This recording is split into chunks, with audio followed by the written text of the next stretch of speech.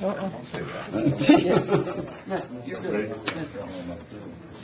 Call this meeting to order. Determine that there's a quorum. Commissioner Wardlaw, Commissioner Vasquez, Commissioner Nettleton, Commissioner Flores, and myself, there is a quorum. We will please rise for the Pledge of Allegiance. Commissioner Flores.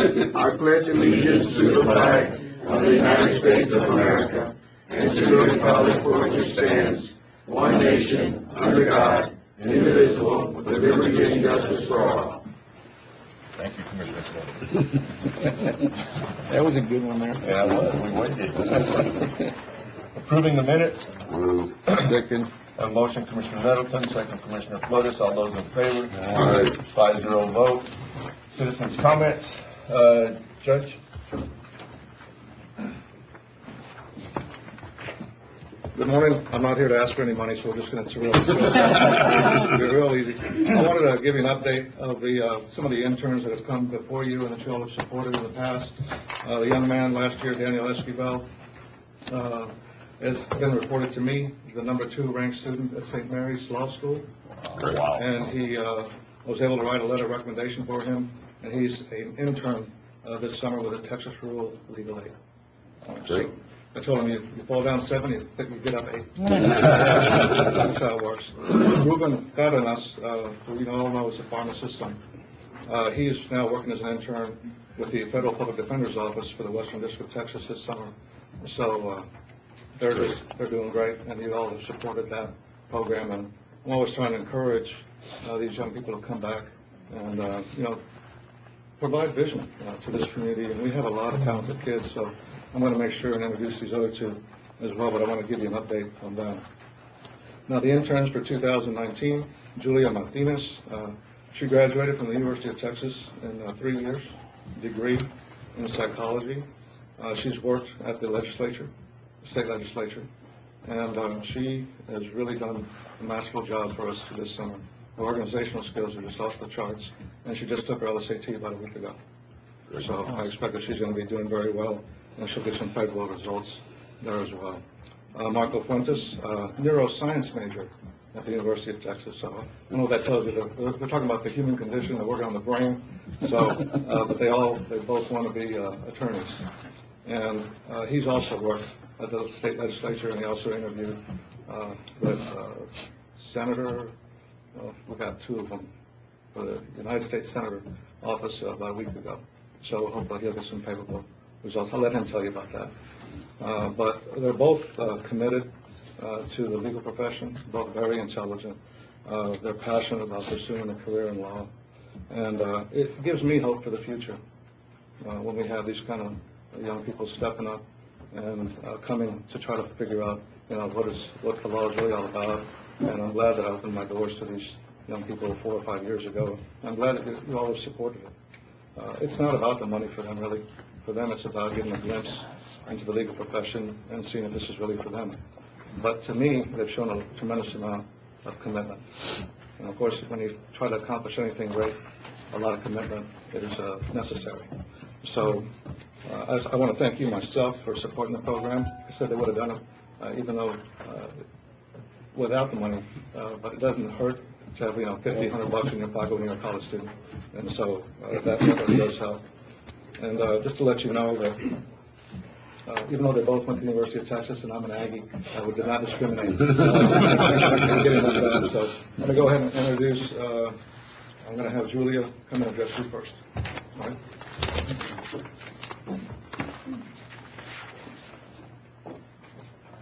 Good morning, everybody. Good morning. First of all, I would like to thank all of the commissioners and Judge Carrera for making this internship a possibility. It's been a very vital learning experience for me, and I'm sure for all the other interns throughout the years. I just want to say that Judge Carrera has been an amazing teacher throughout all of this.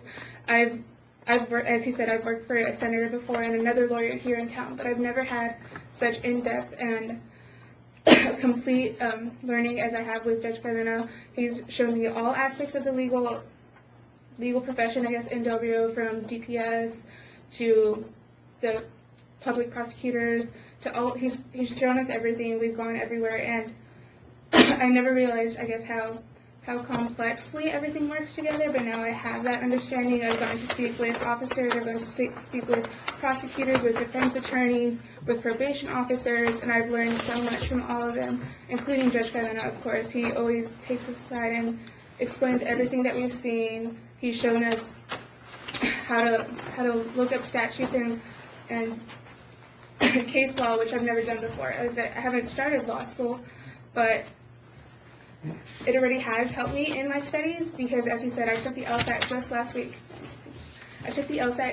week.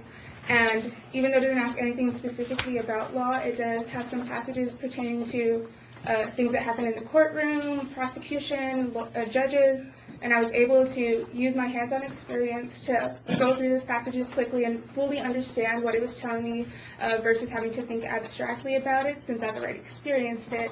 And I think that really helped me in my LSAT, just being able to go through things quickly because it's very quick. It's timed and you don't have a lot of time to second guess yourself. And so I'm sure that in law school there will be even more opportunities like that for me to apply what I've learned with Judge Cadena to what I study, and it'll give me an advantage because I won't just be having to try to imagine the things I'm reading. I'll know from experience. I've seen it, I've gone through it, Judge Cadena has explained it all to me, and that I think is a really, really big advantage that I'll have after this. And again, as you said, the pay is not necessary. I would have done this for free, but it is very nice because I've done a lot more for a lot less. So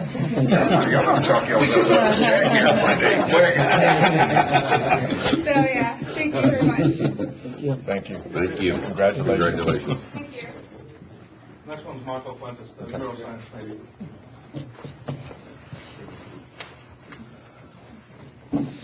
He brought a book. That'll be short. Good morning, y'all, and thank y'all for having us, and thank you, Judge Cadena, for giving us the opportunity to intern. As Julia said, it's been a great learning experience. We've seen a lot, we've learned a lot, and consequently, it's given us a leg up in the legal profession. Because, I mean, what we've seen here is like she said, the public defender's office. I didn't know that was a thing in Del Rio. I didn't know there were job opportunities like that in Del Rio. I didn't know that I could possibly come back and have a good job here. I've been able to see law enforcement agencies visit Del Rio PD, DPS, Torrey Legio, probation's office. I've been able to see the specialty court with Judge Gonzalez. And Julia and I even got to sit down with Judge Gonzalez and help him draft a court order. So I would have never have thought that before law school I'd be helping to draft court orders. Additionally, we've had the opportunity to interact with judges, attorneys, see how trial works, cross-examinations, the whole judicial court process. And it's been a great learning experience. As Judge Cadena said, both Julia and I have been in the legislative side of things. I've worked in the state legislature with Senator Pat Fallon. I've interned with Senator Cruz as well. But even though I've seen a lot there, being here, I've realized that there was a lot that I hadn't seen yet on the judicial side. So it's been very eye-opening. And like I said, these opportunities, these events have been great for us because not only have they been a resume builder, we've had a lot of professional exposure, being able to talk with these attorneys, judges, etc. And, I mean, we're going to walk into law school with all this under our belt already. Yeah. So, thank you so much for funding this, and I hope you consider to continue to fund this because, like we've said, it's not all about the money, but it definitely doesn't hurt. Thank you so much for Thank you. Good luck. Yep, please. Right. Now, if y'all don't mind, come back here and get a picture with y'all. We haven't done it before. So we'll start some. Y'all want to walk around up there? I don't mind.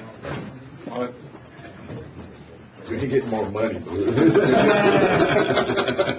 appreciate what y'all do. Thank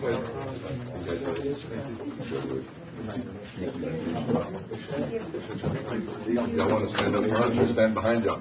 Congratulations. Yes. Right in the middle. Okay. How about the lady in the middle? That work? There we go. We'll just sort of, Okay, y'all. coming around, y'all. That work? We okay? Automatic. You're good, you're good, you're getting it. Ready? 1, 2, 3. I'll take a second one. Okay, thank you. Do something on my chin. Thank you. See y'all later. Good luck. I know you did good, Commissioner. So, yeah, you-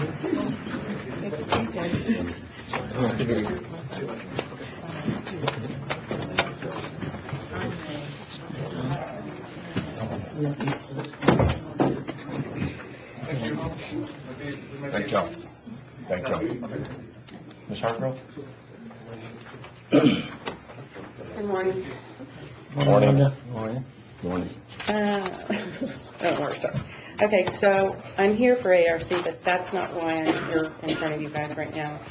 I have had someone tell me that the committee put together to refurbish the fairgrounds. I think that's a fantastic idea. I guess I'm here on behalf of Diego Cadena and his family to speak to all of you. I've been involved with that family for a long time, years. His mother was a very dear friend of mine. His bull riding started to help her pay her bills originally. She lost her battle with her liver disease, and now he's doing that in memory of her. The first year, he was going to give scholarships to the medical students at the high school from the profits. They squashed that, I guess, and we don't have a medical students at the high school any longer, so he's offering scholarships to whoever applies for them at the high school. That's where that money's going back. He has been given the arena the first year, I think, for no expense. I think that he has paid some for a few years. I know that he is putting on a pretty sizable event in October that, as far as I know this morning, he still doesn't have a contract from whoever's in charge of that now for the arena. And it is my understanding that we should be leasing the arena, I would think, to better the facility, and anybody that wants to bring something that goes on at the fairgrounds should receive a contract if there's an open date. I don't understand why we're not doing some sort of event at that arena every weekend, every month, whenever someone has it within them to come forward and put on something for the community and the city, our businesses, and so on, and to pay for refurbishing it. I have a problem with the George Paul thinking that we need to space these events 6 months away from them so we don't have any problem with, competing against that. I'm all for it. I've been going to the George Paul for a lot of years. I haven't in the last few years because I just don't think there's that wow factor in it anymore. But we have a young man who works in the oil field 3 weeks out of a month who is bringing in some pretty amazing stuff.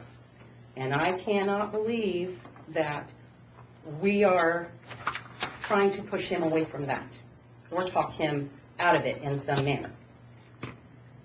I'm pretty much appalled, actually. It should be all of y'all's you should be focused on getting that arena leased. And if he has to pay for the arena, we'll work that out. We'll pay for it.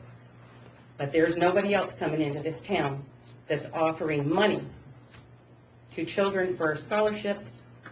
And I think he's offering $1 for every ticket he sells to come back to the county for, well, what he was told where it would best be suited. I think that that family needs to be able to choose where that money would best be suited.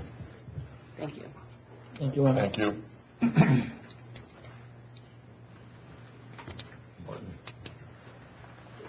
You'll take care of that? Yeah. Okay. Got it. Yeah. Thank you.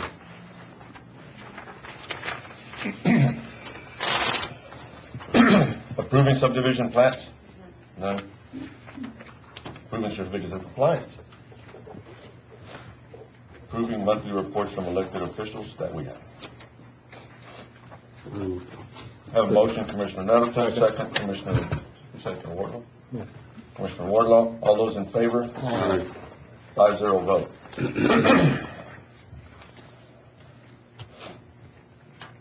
I'm gonna go to my comments real quick.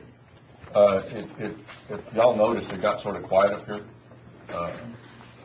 And I will tell you, when this usually happens up here and it gets quiet like this, a little bit somber, they took what was said a little while ago very serious. The court did, and I'm sure that it'll be addressed as soon as everybody gets out. So, approving bills for payment. Move. Second. Have a motion, Commissioner Nettleton, second, Commissioner Vasquez. All those in favor? 5-0 vote. Nothing, the auditor's report. Move. Have a motion, Commissioner Nettleton, second, Commissioner Vasquez. All those in favor? Aye. 5-0 vote. Number 11, Hilltop Security Annual Fee, $3,500. Good morning, Judge, Commissioners. Morning. This is an annual fee. It's we usually take it out of contingency. This is a disclosure report for the SEC filing 15C-1112. Why don't we budget for it? Pardon? Why don't we budget? We should start budgeting for it. That's a Yeah, good we one. should. $3,500. Second. Move and, that we Take it out. put a line item from now on. What is that? It's a disclosure report that must be registered with the SEC. Oh, okay. Have a motion, Commissioner Nettleton, second, Commissioner Flores. All those in favor? Aye. 5-0 vote. Budget adjustments, $9,554.40. From approved line item to, computer maintenance for Microsoft Exchange. Correct. Our internets usually come out of our other computer maintenance. This is the reimbursement check we've been waiting on from the library. It has failed to arrive. So what we're looking to do is take the amount out of contingency, and once the reimbursement does hit, it'll replenish contingency as opposed to computer maintenance.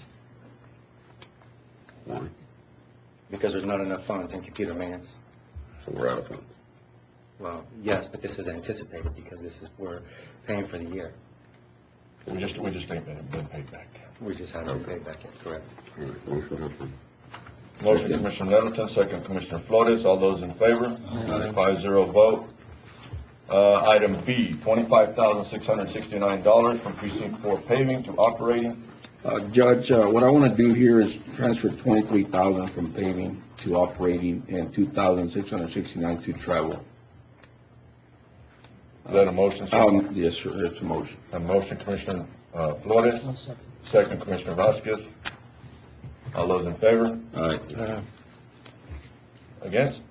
5-0 vote. You said aye again? Yeah. You got it.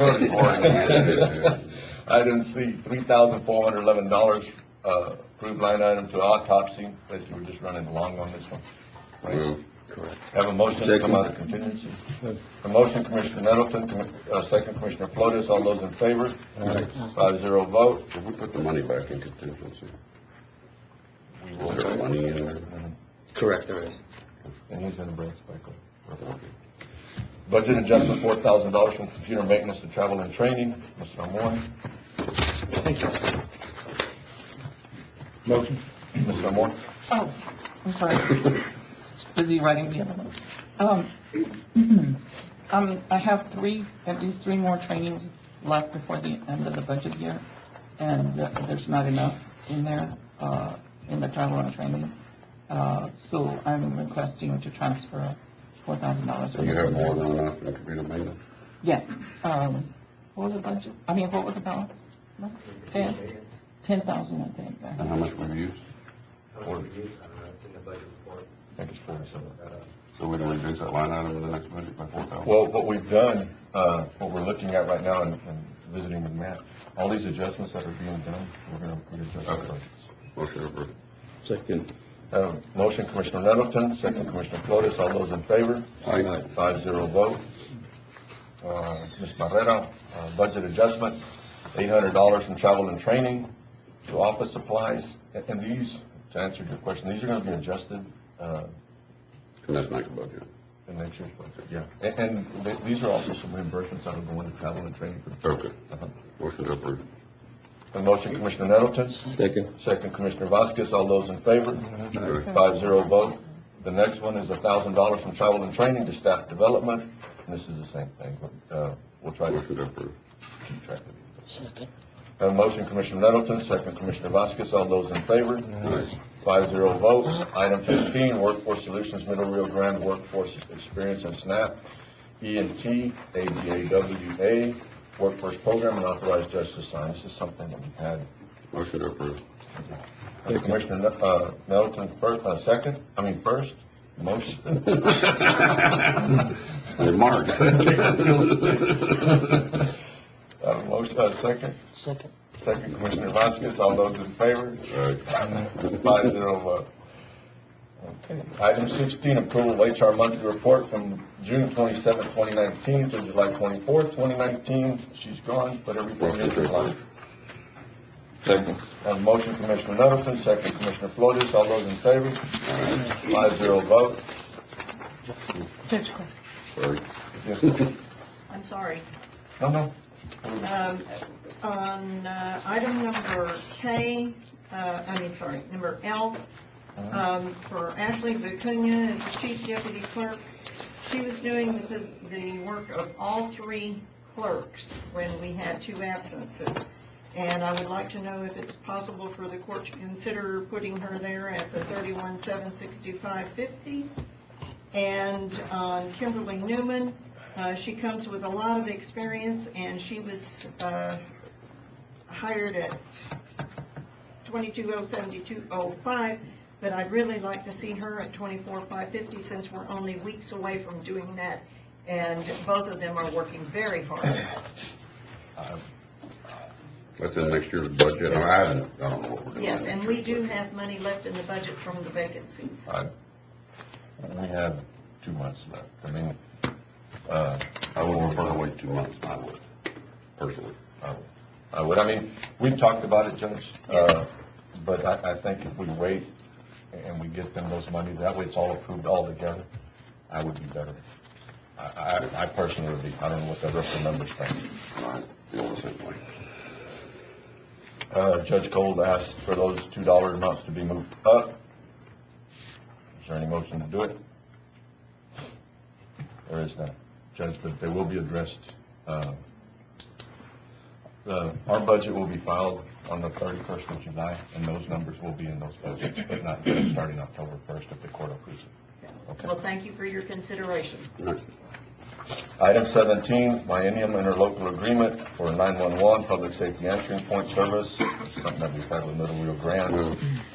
Have a motion, Commissioner Nettleton, second Commissioner Vasquez, all those in favor? Aye. 5-0 vote. Single statement format for county, farm, to market, hospital, school district, tax collection. We've done the 2 statements, the last go around, and we had a lot of complaints. I have a lot of complaints, but a single statement, it doesn't give the taxpayers a true picture of who's charging what. But that's what the court wants to do, that's fine. Do I have a motion? Tell you the problem with that, Judge, is it doesn't state on there what it is at the top of the page.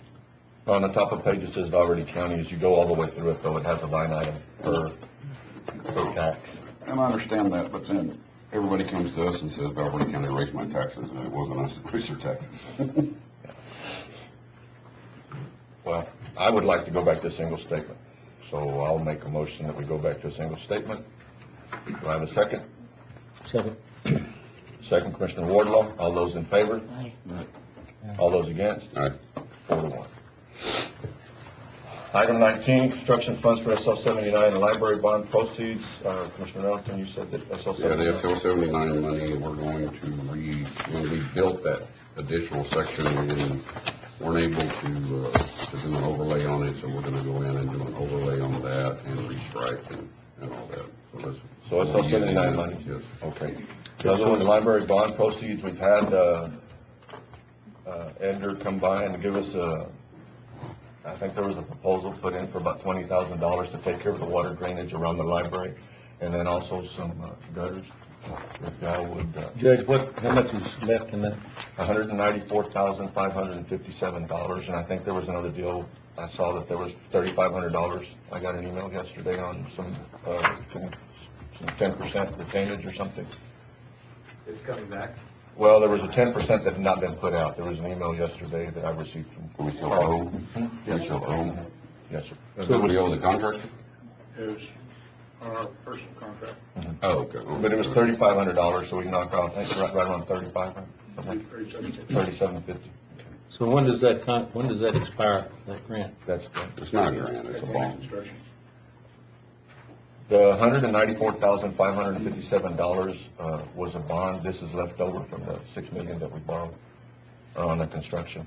So we're still gonna have, I said 35, I stand corrected. It was $3,750 to come out of this $9,400. The bills, or the proposals that we were looking at to fix the drainage around the library was around $20,000. So I don't know if y'all wanna set some money aside to get that done now, I mean, or whatever y'all wanna do. I just bring it I to thought we the were going, yeah, we need to go ahead and fix that, but I thought we were going to buy the books out of that bond and not out of the general fund. We haven't done that yet. We budget every year $70,000-$80,000 for books.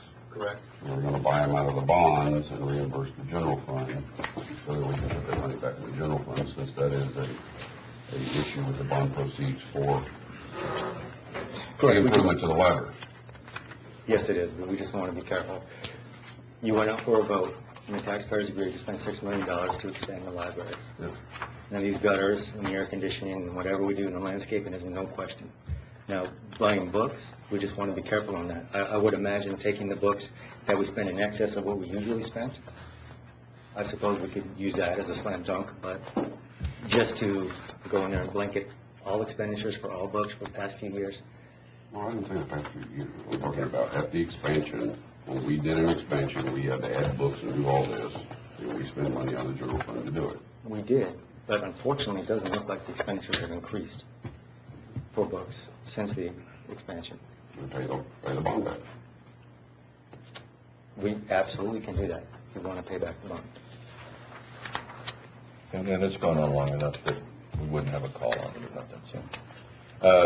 Would y'all like to set aside $20,000 to get the Yes. the drainage set? Is that a motion, sir? Yes. I have a motion, Commissioner Nettleton, second, Commissioner Vasquez. All those in favor?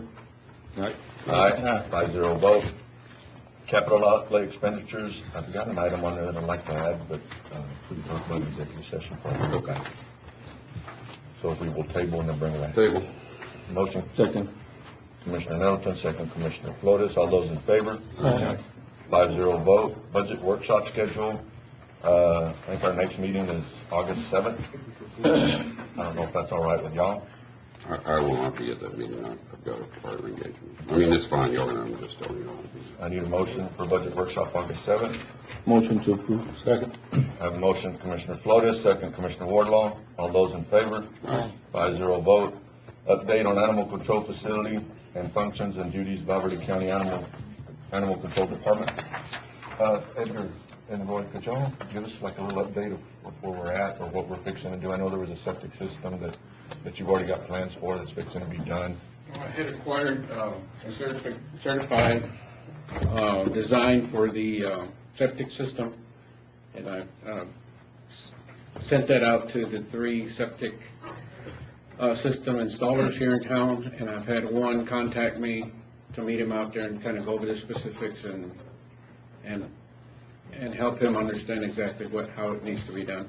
So I'm currently awaiting some bids, not necessarily bids, but just pricing. Bids. Based on that, we'll select one and commence the construction of the septic system. What do we have for money? The court had set aside $50,000. I still have the whole 50. Yes. We said the What would, 50,000. what would it take? Animal control building.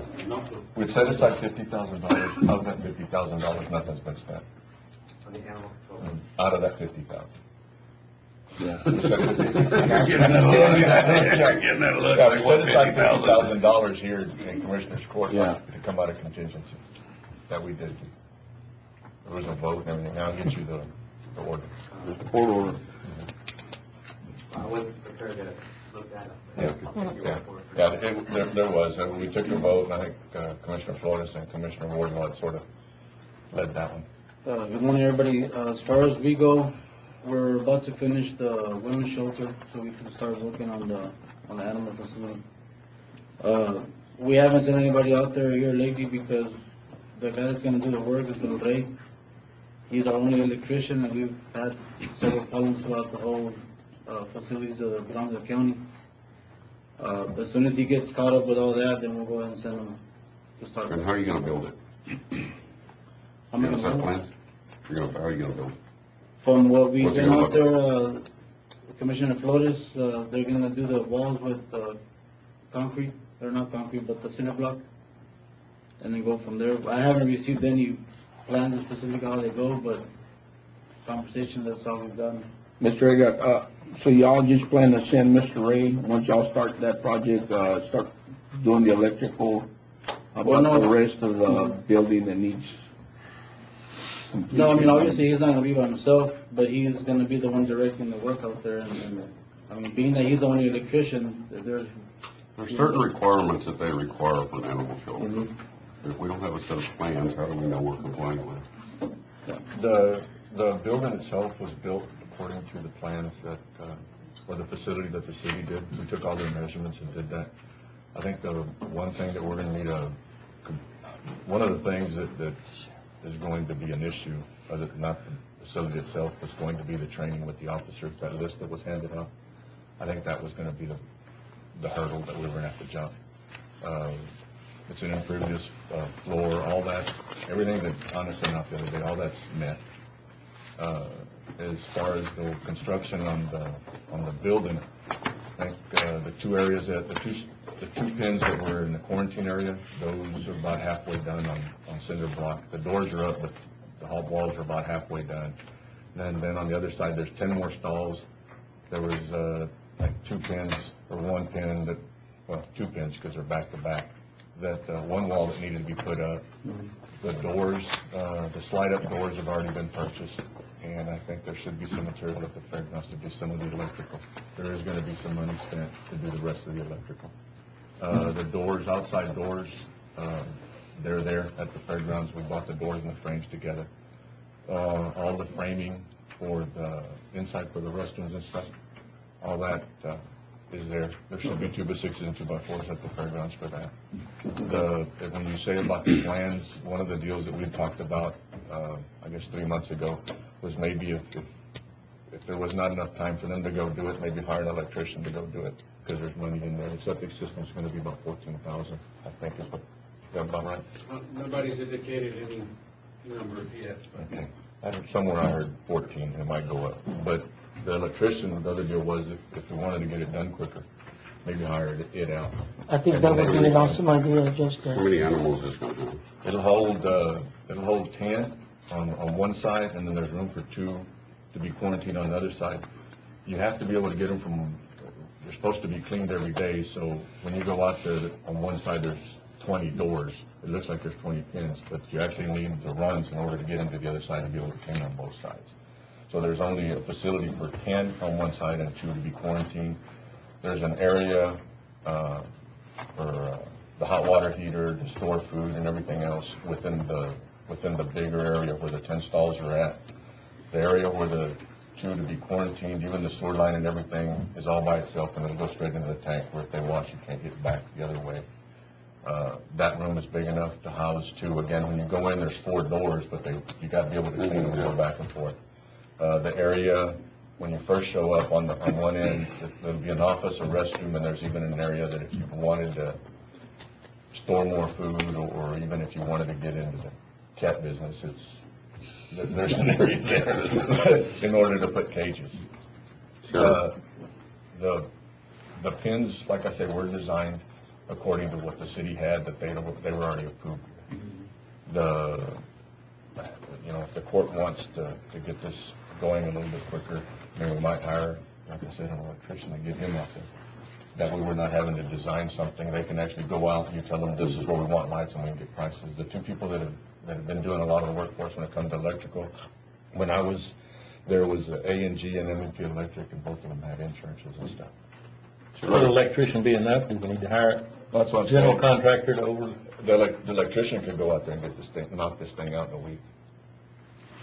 Sheriff, since you're gonna be handling this department, Sir? since you're gonna be handling this department, is 10 pins gonna be enough? Probably not. But before we go spend any more money, I've been doing a little bit of research and, the health and safety code, and it has to have approval from the state prior to being construction. So I don't know if that has been done by this court or not. So before we start, spending any more money, I'd like to go backtrack and make sure that we're coming along and get those approvals in place. Although we have, for lack of a better word, the skeleton out there to work with, it's there, and let's move forward from that point. Where's the state gonna need to approve it? I'm not sure, I haven't made that call yet.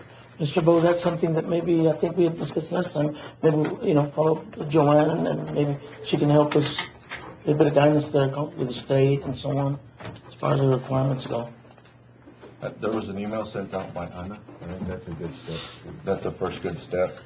I just don't, I don't wanna get into this thing and then find out that we don't have something right. and then We're not go there. complying. We're not complying, and so I wanna make sure that if we're gonna do this, we're gonna do it right, and we're gonna understand what the cost is. This isn't a $20,000 a year facility. This isn't anything like that.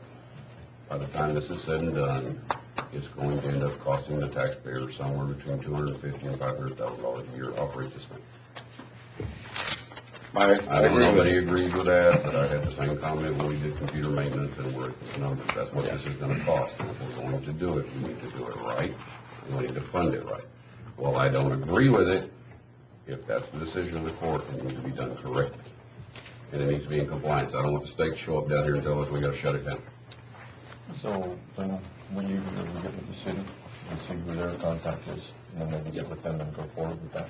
Yeah, I got some outside contacts that I can make also to put us on the right track to make sure that we're covering all our bases and we get back on track and do it right. Well, I think the most important thing, Sharon, is bring somebody from the state and look at the area and the facility, what's there, and make sure that we're complying or we're on the right track.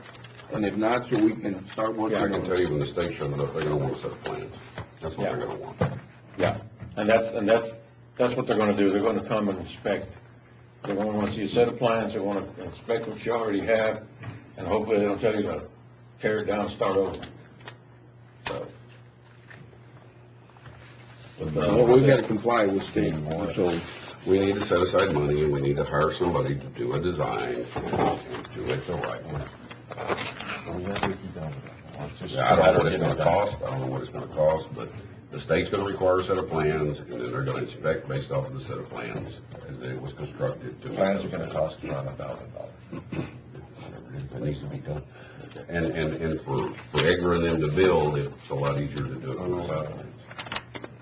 Who are we gonna let start writing POs? Let Sheriff out of that $1,000? Yeah, I mean, it's gonna be his department, so. Okay. Well, I think we would. I'll have you some answers by the next meeting, if not sooner, as to what we need to do to get the state down here to, start the process and see where we go from there. And I'll get you some names for somebody who got to Dawson plans. Okay. That's the way to do it. Okay. And, John, I'll get with you also. I still believe that the county getting into the animal control business is a huge mistake and a costly mistake. I think this needs to be something that is contracted with somebody, a nonprofit, to manage, oversee, and deal with this. It's going to be cheaper long-term for this county. It's going to manage better privately through a nonprofit, and it's gonna help prop up a nonprofit's ability to be able to, be successful at their other things. And that's my personal opinion, and I think that it needs to be, we're fixing to look at a lot of money here, and I don't think we're prepared for what's coming. We have an order on the very next thing, which I have not seen yet, which is a very complicated order, which is gonna require us to have vets on staff, it's gonna require us all kinds of stuff. If we're going to do this, we need to make sure we do it correctly. I know what the city went through when they didn't, and it was not fun. Sheriff, how do you feel about the commissioner's statement? Well, I think he's spot on with his comments. I think his concerns are valid. I think that this is gonna be, a huge undertaking, but it's something that needs to be addressed. I think that there is an issue in the county when it comes to animal control. But if we don't, if we're gonna do something, let's do it right. Let's not halfway do it, and hopefully everything comes out. We hope that everything comes out. He's talking about somebody else doing it. One of the concerns the last go around that we talked about this was that, one of the groups that was up here did not want to have to go pick them up. And that was set up here. But they didn't want to be animal control, the people in charge. I guess that's what we're going to run into later on. I mean, I think we're going to end up having to be animal control. One of the plans that you had talked about, was maybe, we help pay for the first 4 days or 5 days, fund that, and then if it goes into the rescue or whatever, then, even if we had to build another facility, but if it goes into the rescue, then that money would not be county money. It would be however they raise it. But the first 4 or 5 days, whatever we're supposed to hold them, that would be county funds.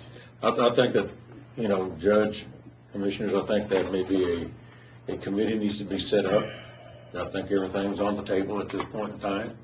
And, what can we afford? Can the county afford to do it or not do it? Would it be better served in the hands of a private organization? So I think, those are options. Well, and I guess we need to hear right now from them, but, the whole deal is are they gonna get into picking them up? Because I think that was a comment the last time, they didn't have the training or anything to be able to go pick them up. So they wanted us to pick them up. And again, we'll hear from them in just a minute. Yeah, when we started that years ago with they were friends of the animals, they were gonna do the whole thing, we were gonna build a facility, we were gonna furnish the property, and they were gonna build a facility. We're asking the taxpayers to pick up the tab for irresponsible dog owners, when the rest of the dog owners are responsible. And we're asking people inside the city limits to pick up the tab for something they already have a service for. We have to come up with a mechanism that the people that utilize the facility help pay the cost of the facility. And unfortunately, the only way to do that is an order that requires everybody to register their dog, everybody to chip their dog, and then we have all that. It's the only way to accomplish that task. That is a lot of burden on everybody, but I understand there's a problem. I don't disagree there's a problem. But this is fixing to become a very expensive problem for the taxpayers. Yes. Open checkbook. That's exactly what this is going to mean. Because before long, after we build this, there will be a group of people standing up here, just like you, Sheriff, asking us to have a no-kill facility. And if we go down that road, we'll be housing dogs from now to the end of time. And there's a lot of laws involved in animal control, and I just want to make sure we do it correctly. I'm not disagreeing that something needs to be done, but I don't want to do something for the sake of doing something. Sheriff, how was this done 70 years ago? Well, that's Do you want to know? that is the problem, is that nothing's been done for 70 years. And that is the problem, that nothing's been done. I will tell you that this court, and the courts that I've been a part of for the last 7 years before I became county judge, they did move forward, and like Commissioner Nettleton said, you know, he didn't really agree with this process, but let's just go get something done if it's done right. The problem is that before, nothing was done, that's why we're here. You know, the comment that why was it done 70 years ago, you know, people that were back then, are part of the problem, this shit never was addressed. Yeah. And I think, you know, we need to do this at some point. I think I showed you all the pictures of that one victim that I had a couple of months back. You know, I don't want that to happen to one of our kids, grandkids, one of our kids in our community. No, and at the end of the day, sir, we all have our stories, and I mean, you know, your deputy showed up and for the dogs that ate another dog and were chasing the little girl there on Dennis Street or whatever. I guess we're at the point now to where we just need to move forward and we need to get it done. Whether it's partnering with somebody or whatever. I agree we need to deal with it, but I also believe that there has to be some responsibility for these people who have animals that are not taken care of. I never have agreed that the rest of the taxpayers should have to pick it up for the irresponsible part. Yes, we have to protect our community, but there has to be a way to make people responsible. And just for government to throw money at people's irresponsibility to solve their problem, we have to come up with a solution along. I'm not saying we're going to come up with it today, but in some way we have to come up with a solution to make these people that have dogs and don't take care of them be responsible for that. We have to have a plan in place, Commissioner, we also have to educate the public. I mean, that's the education piece, that's the big piece. And different precincts have different problems. I mean, there's a huge problem out with Albuquerque Park Estate. There's problems at Senegas. We have a few out by the lake. We don't have near what we have out there because most people out there just take care of the problem. But we're going to have to address it. I get we're going to have to address it, but I don't want to do something just for the sake of doing something. I'll get you some answers by next board. I'll start making the phone calls. She's already standing up. She needs to be your first phone call. You all ready? How are you doing? No. I'm Jess Carpenter. Again, I was back here in March, spoke with y'all. I'm the executive director of the Animal Advocacy Rescue Coalition, ARC Del Rio. We've been here. We had our 1-year anniversary a couple days ago, which is pretty exciting. I didn't really prepare anything today. I just kind of want to come at you with, what do I do all day, right? Like, what do they do? Are they diehard animal lovers that just go out and, no, we're going to save them all? No, absolutely not. So this morning, like always, I wake up, have my coffee, and I go through all of the city messages, all of the county messages. They come from everywhere. With the city, it's getting easier. We have a system. You know, people find the animals, they message us, we post it up on the community Facebook page that we have, gets people networking. 9 times out of 10, we can reunite them with their owners. They go back home. Sometimes they don't, but we have animal control. And what happens is those animals go over to animal control. Owners who don't have Facebook know, well, shoot, my pet's missing. They go to animal control, they get a citation, or, you know, there's a legal process there. There's something that's starting to happen there, that you must be held accountable for the animals that are in your home. So many get euthanized. A lot of times it's because they are aggressive. I get that. That happens. We've actually had to do that with some of our own rescues.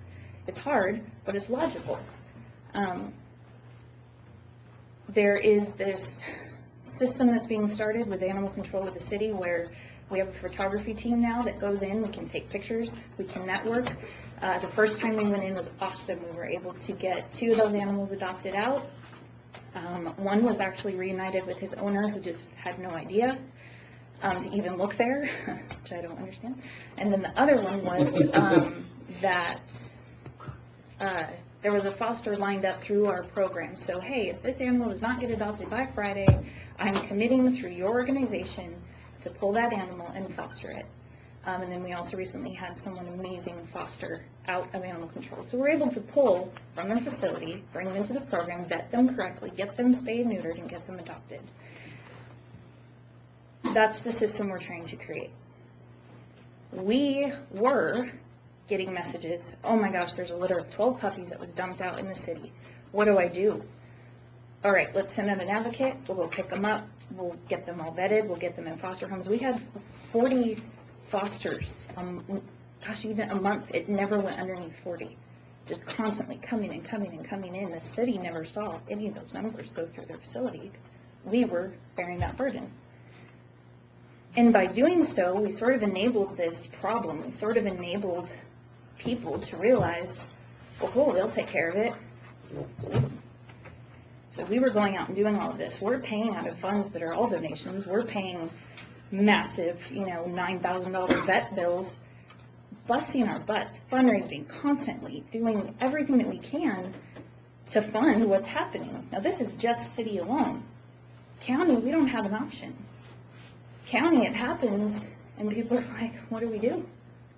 And I tell them, well, take a picture. We can, same exact as city, take a picture, we'll circulate it, we'll see. Sometimes pets in the city were either stolen or whatnot. They end up in the county. Oh my gosh, that's my dog. We can reunite them, but there's no legal action there because we don't do that. What are we going to do? We can't cite people. You know what I'm saying? So there's a rift there. And also with the county recently, I'm going to tell you something that you cannot afford is somebody getting killed. Somebody's going to get rabies. There's zoonotic diseases that are just running rampant. You have a home out in the county right now that has had over 40 animals on her property. Many of them we had to humanely euthanize because we just didn't have any other option. They had maggots coming out of their rear end because they were dying from the inside out. And there are children on this property. You can't afford that, I'll tell you that. What the answer was to that issue, which we have been dealing with this person for months. We took animals off the property. We were able to get them cared for and somewhat trained, and they were actually adopted out, which was great. But that person, there's no spay or neuter, there's no checking for rabies vaccinations, there's no anything. She claimed them as her own, but yet they're multiplying puppies everywhere, spreading this disease everywhere, distemper everywhere. Those dogs are hopping the fence and going into neighbors' houses, spreading that distemper everywhere. Pretty soon, the stuff that they're catching from that property alone is going to spread to those neighbors. You're going to have sick dogs, rabid dogs, people getting chased. Of course, you understand the severity of that. That's huge. Somebody's going to get hurt. Not only hurt, like somebody's going to get killed. So it's something that the answer is not, oh my gosh, just help me. What do? I have all these dogs. I don't know what to do. We're offering them food. We're giving them our resources, this particular property. We had a veterinarian go out there and we had a vet tech go out there. They had to suit up and put little booties on to walk around the property. It's infested with ticks everywhere. The animals are rabid because they're food aggressive, because they're not getting fed by this person. And we are risking just ourselves to try to help a situation. That's not what a rescue does. So that's where I kind of have an issue with a rescue or an entity like ourselves taking over something. That's not really how it works. We have to partner. We are a resource, absolutely, kind of like what we're doing with the city. Get them out. That helps save them money on euthanasia. That helps save them money on the food. That helps the community understand that they can go and adopt. That brings in revenue. That also brings attention to, no, you can't just leave them because we know you're the owner. We'll contact animal control and animal control will cite you. That's where the revenue comes from. That's a system. Us going out to these properties with this craziness, it just can't happen anymore. And we had to shut it down. We called the sheriff. Sheriff went out. The sheriff also called out a deputy to go out. And the answer was the deputy was going to contact the rescue. That cannot be the answer. You have a property with all of these dogs sick, potentially could really hurt someone, even the homeowner herself. And the answer is, well, let's call a rescue. Let's see if we can get them in a no-kill facility. I agree with that. That's great. But what would be your perfect world for us? Perfect world? Yeah. In other words, if we did an animal control facility, got done with the facility, what part would y'all play? Would y'all take care of the facility, which No. okay, so we got that part answered. Right. What is it that you would like us to do? What is it that you want us to do? Enforce state law. Okay. Enforce, it's 42.092, I believe. What is that law? The law states against abandonment. You may have. And who enforces Oh, thank that? you. I'm not sure. I'm not sure who enforces it within the county or who is Sheriff? supposed to enforce it. We would, Y'all enforce this law? yeah. And how do y'all enforce this law? I have to get back to you on that, get you an answer on that. So, we don't need an animal control facility, we just need to enforce the law. You're still gonna have, you gotta. Don't we have a health and safety code? I'm sorry? Don't we have a health and safety code? Would this not be considered a violation of health and safety code? You got strays running rampant out there. You got people dumping carcasses, dead ant. You know, you have a lot going on. Simple, post up signs in high dumping areas that we can help provide you with where those are exactly. Post it up. Say, look, this is state law. If you violate this law by dumping this animal or tying it to the daggum water tower by the legs, which we get all the time, it's not okay. So we're Punishable. We're Who's gonna- going to punish it? We're gonna handle animal control like we handle illegal immigration, just create more laws instead of enforcing the ones we have. Well, who's Apparently, we have no. laws on the books. Right. And we need to enforce those laws that are on the books. Right, so who's gonna patrol those areas? You have to have an animal control within a county to enforce animal cruelty laws, things that are happening, that's, I mean, one sheriff and some deputies are not, you can't expect them to, When this thing gets built, right, we've already heard that, and the concern is it's not going to be big enough. Okay, so what part would y'all like to play once this thing gets built? I mean, like you said, you have a better relationship with the city now, right? As far as trying to get them fostered or out. We're going through the budget process right now, so my question to you is, what part after we get this thing, get the animal control facility built, we actually follow the rules and the laws that are out there and enforce them? right. What part are y'all wanting to play in this? It would be after the that? same, we're a resource. We're a resource, we help them. And we y'all help have been move out them. in the county, because I see y'all's posts and stuff, and I'm Yes. seeing that y'all are rescuing and all that.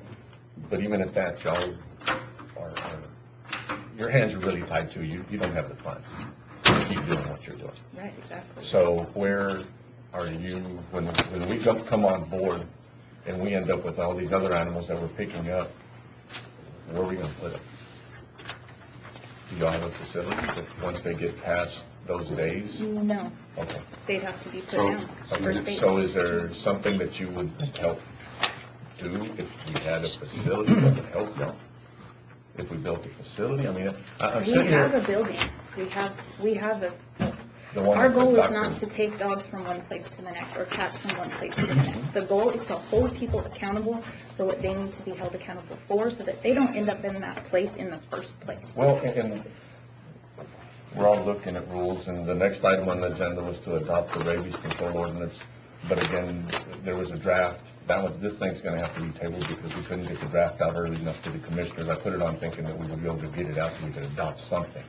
But there's a draft that's not coming, you haven't seen it. We got the draft yesterday, or not Sunday? Yes, sir. Yesterday afternoon, it wasn't enough time. But with the rules that we have in place, it seems like there's enough that we could do, probably. Sure? I mean, is there enough? And I'm not trying to put you on the spot, but you know. So again, it goes back to manpower. You know, can we enforce this, and then once we pick up Enforce an it. animal, what do we do with it?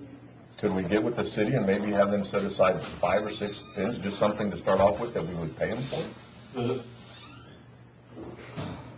Judge, the city has been in situations that we've needed. The city has really stepped up to the plate when we have vicious animals. We have developed a rapport with them, and they'll hold a vicious animal for us. But they won't take everything from the county, because they're not equipped to do it. Well, we just need to finish our animal control facility. So this place you're talking about had 40-something dogs? This house, yes. So we had an animal control person, they would have went and picked up 40 dogs. And we would have crammed them into 10 stalls? No. They Why go not? out and they assess the situation, and if they went out like we did and saw what they saw, they'd have to be euthanized right on the spot. You can't spread that all over the place and put them in a pen. They would have died there anyways. So you would kill them right there on the spot? You'd have to have a veterinarian come out like we did and euthanize them on the spot. What did that cost you? That cost, I'm still waiting for what that's going to cost us, because it was basically a house call on the veterinarian's part, because we couldn't bring the animals to the facility. So it's not about just taking animals and putting them elsewhere. It's a much bigger issue than that. It's a free-for-all. It really, really is. And unfortunately, yes, animals will have to be euthanized for space, and that happens in the city too, but there's It's a huge, expensive problem. It absolutely is, and the problem is it's also an issue where state law is not being enforced, and I don't know why. Okay, let me ask you this.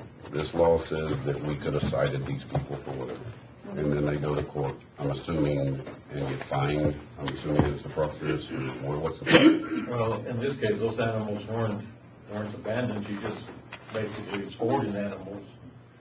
She got caught up with two large litters, and she basically lost control of what she had. She couldn't control the situation that she had. So was there anything that the law that we could have done? Yes. I don't believe so, but I'll have to check. She's not vaccinating them. She's not. No vaccinating. Wait a minute. Ma'am, wait a minute. One at a time. Both of y'all start talking and screaming. We're not going to hear anything. Okay. I think if you go through that paper that she just gave you, it tells you that if you have a pet, and we've had this situation in Del Rio how many times, you have to provide them with reasonable care. So if you have a dog that requires grooming every so often so it doesn't get matted, you're required to groom that animal so that it doesn't get a skin infection, or so it doesn't get so matted that it literally can't walk because it's matted to itself, or it can't defecate because its rectum is clogged with matted hair. You have to provide them with the proper amount of food to keep them healthy. You have to vaccinate them. So like Jess said, this home in particular has children that live in it, and I believe the owner is involved in child care for her full-time job. They are traipsing through this yard.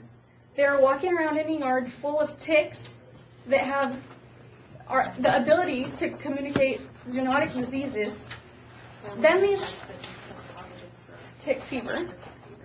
So these kids are going to school, and they're in the public school system. Their mother is working with people's children, and we're spreading this everywhere.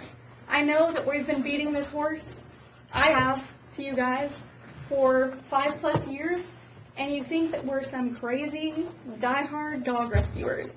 This is a human health problem. If you want to get down to the nitty-gritty, it is a human health issue, and the problem that it's going to be so costly now is because we've spent years and years and years denying the fact that we should have done something 20 years ago at this level. San Angelo is a bigger city than Del Rio. If you don't have your dog spayed or neutered in San Angelo, Texas, you go to jail.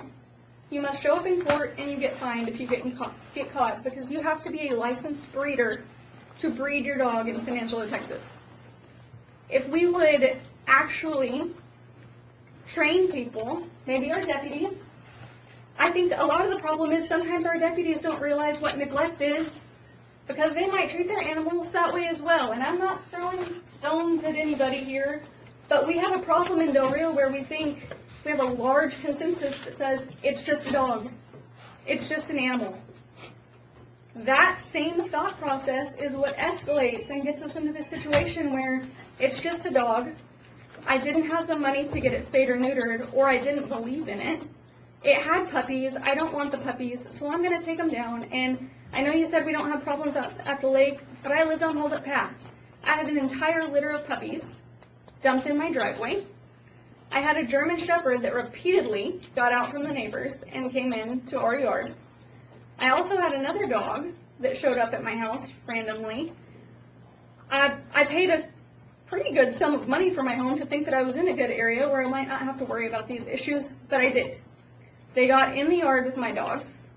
I don't know if those animals were spayed or neutered or if they were vaccinated, and they were coming in with my pets. Just yesterday, somebody posted about another situation on Hold Up Pass where they had 2 dogs getting in and killing her goats. My grandparents have had property down 25-23 for years. We've run goats out there, and inevitably, every single year, somebody dumps dogs down that highway. We had them kill 50 goats in one night. That's no longer just a small problem. You're looking at $5,000 to $7,000 in damages. That's people's livelihoods. We have people that came in here and begged. I worked here in 2015. A woman came into this courthouse, or into this meeting, and begged for some type of relief. Because she lived in the Cienega area, she was afraid to let her children out in her yard because packs of dogs were killing animals, they were killing their chickens, they were killing their goats. And that's what those people, they raised them to live on. They raised them to provide sustenance or a form of income for their family. They don't have all the resources at hand. And they probably don't know that they can shoot that dog if it comes onto their property, or they don't have the heart to do so. But that shouldn't fall on the burden. We're talking about burdening taxpayers with money for an animal control facility. We're burdened. We've been burdened with bearing the weight of this by ourselves for so long.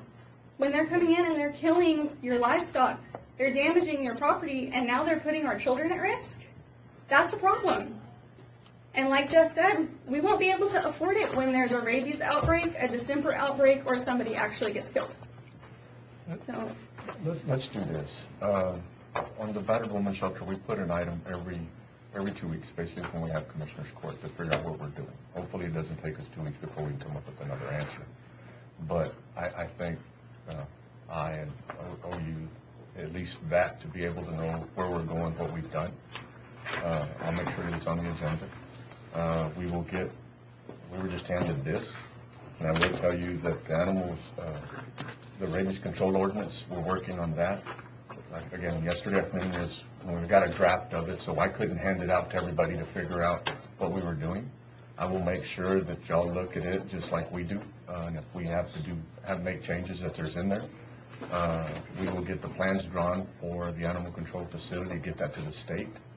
If they give us just an inkling that go ahead and continue doing what you're doing, we already have bids on the septic system that will be put in.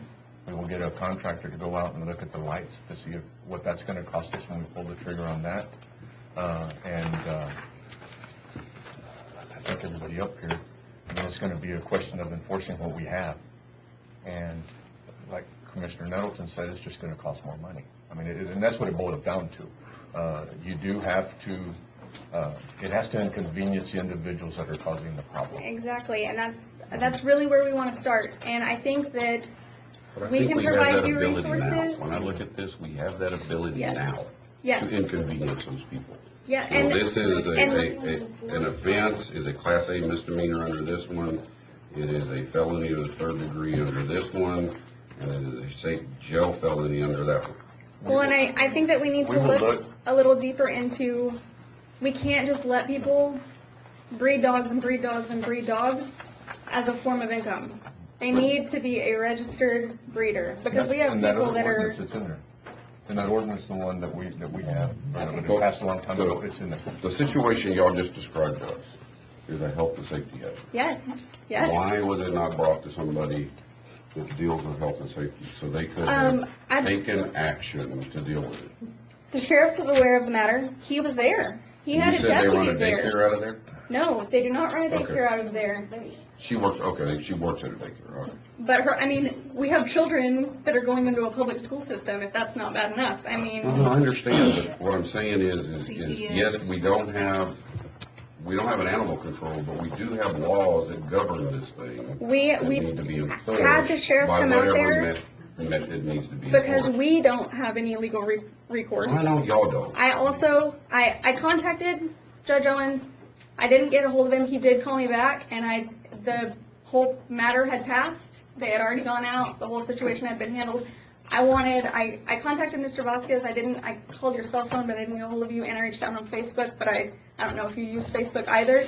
This particular place, I believe, I is have in your somebody, and I precinct. apologize, I have somebody running my Facebook, so I did not Okay. see your message, I would have definitely reached out back to you, I ma'am. think in these situations, so that y'all can appreciate the magnitude of the issue and what we deal with, and overall, our volunteers, they're putting their own health at risk.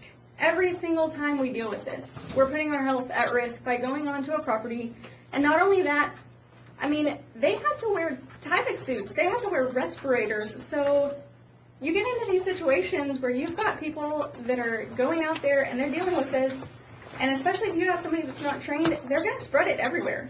So are our employees that we're going to hire.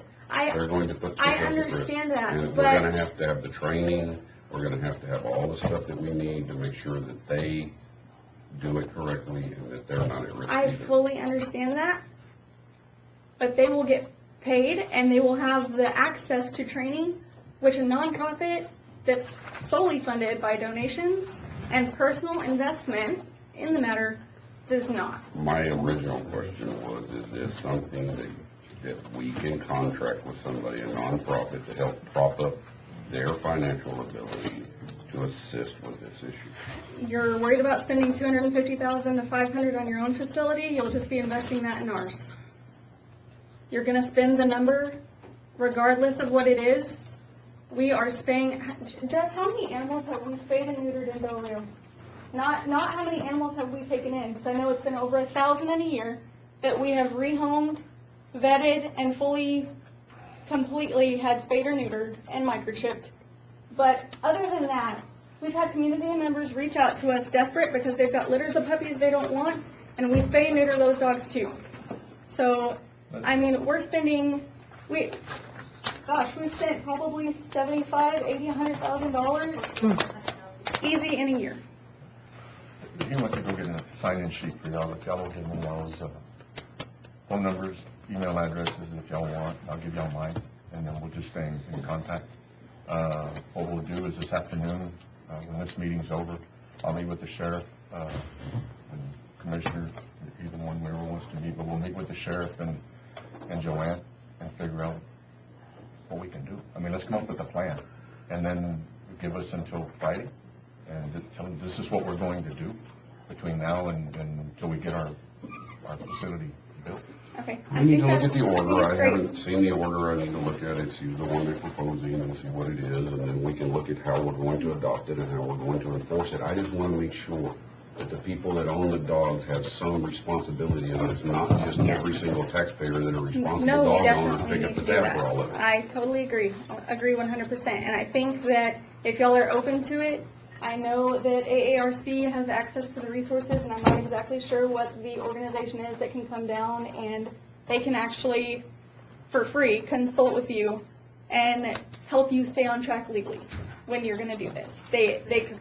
Texas Humane Legislation Network, and we have a relationship with them. So again, So why don't we just plan on getting together next week? Sheriff keeps shaking his head up and down. So, yes, ma'am. If you're not hollering. I would holler. Okay. But women have totally, I mean, this is amazing, but Jester got to say something because we're in the county commissioners meeting. Dr. Rathke's building was purchased for AARC by Howard Fletcher. I'm not sure any of you know that, but I do.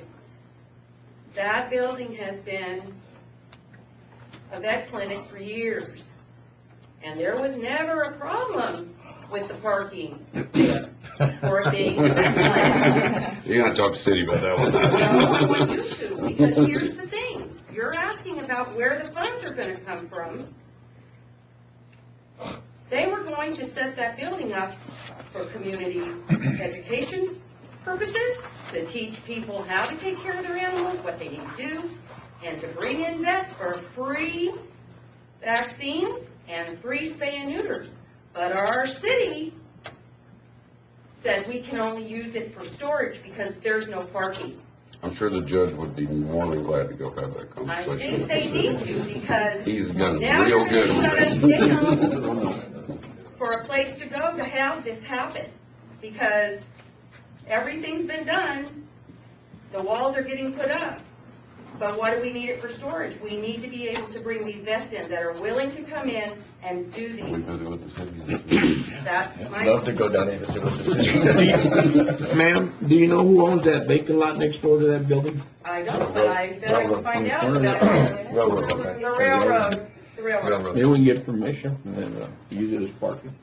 What's wrong with the parking that has been there No, forever? it's been good. I mean, I parked there many They've, times, you know, trailers they've and everything. adopted, I think the 2015 or something like that code, so that, I'm not arguing with you, I'm just telling you, I think it's a 2015 or 2017 code, therefore the code changes, so it's so many parking spaces, so per square footage of the building. But you can always ask for a variance, and that's like $50 or $100, I'd pay for it. And I'll pay basically- for it, you know? I got out of that one. No, let's do this, if we can, go ahead, I'm sorry. No, it's okay. I was just waiting, No, go ahead. to follow up with all of that, personal stories. Those of you who follow all of the blogs know what's going on in the county. Since we're tabling some of this because we don't have the plans, what about the common dump areas, since that's a real problem in the county? Every day I come home and there's a new dog where I'm at. The other day I came home and there were 3. Where are you at? What do you mean, like your common dump areas? Yeah, common dump areas, the water tower, what's the street in the lake area? Or the couple of them? Hold up past Lena Weed, that's a good one. Mm-hmm. Ridgeline, where Birch turns into Ridgeline and goes north of Cienegas. The last year, there were at least 15 puppies that were dumped out there. We actually pulled some of them to just try to get them into a rescue before ARC was present. And without even knowing it, getting them into a rescue we found at Eagle Pass, we brought parvo onto our property. We had no idea. I mean, parvo doesn't exist in some parts of this country because they vaccinate. So when you tell people back home, we have parvo on our property now and it stays in your soil, you know, they don't know what that is. Some veterinarians have never seen it. Signage, cameras, something where these animals are being commonly dumped. We have packs of dogs running at 10, 15 plus. I stopped counting after 15. The other day I was flagged down by my neighbor who's across from me. He came home to find 10 dogs in one of his goat pens, 5 dead.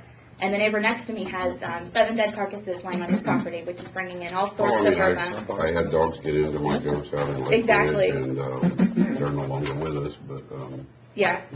Well, the dogs that were doing it, I managed to chase a few of them off, but they keep coming back. We can't get a hold of the property owner. That's going to bring in skunks, raccoons, vultures.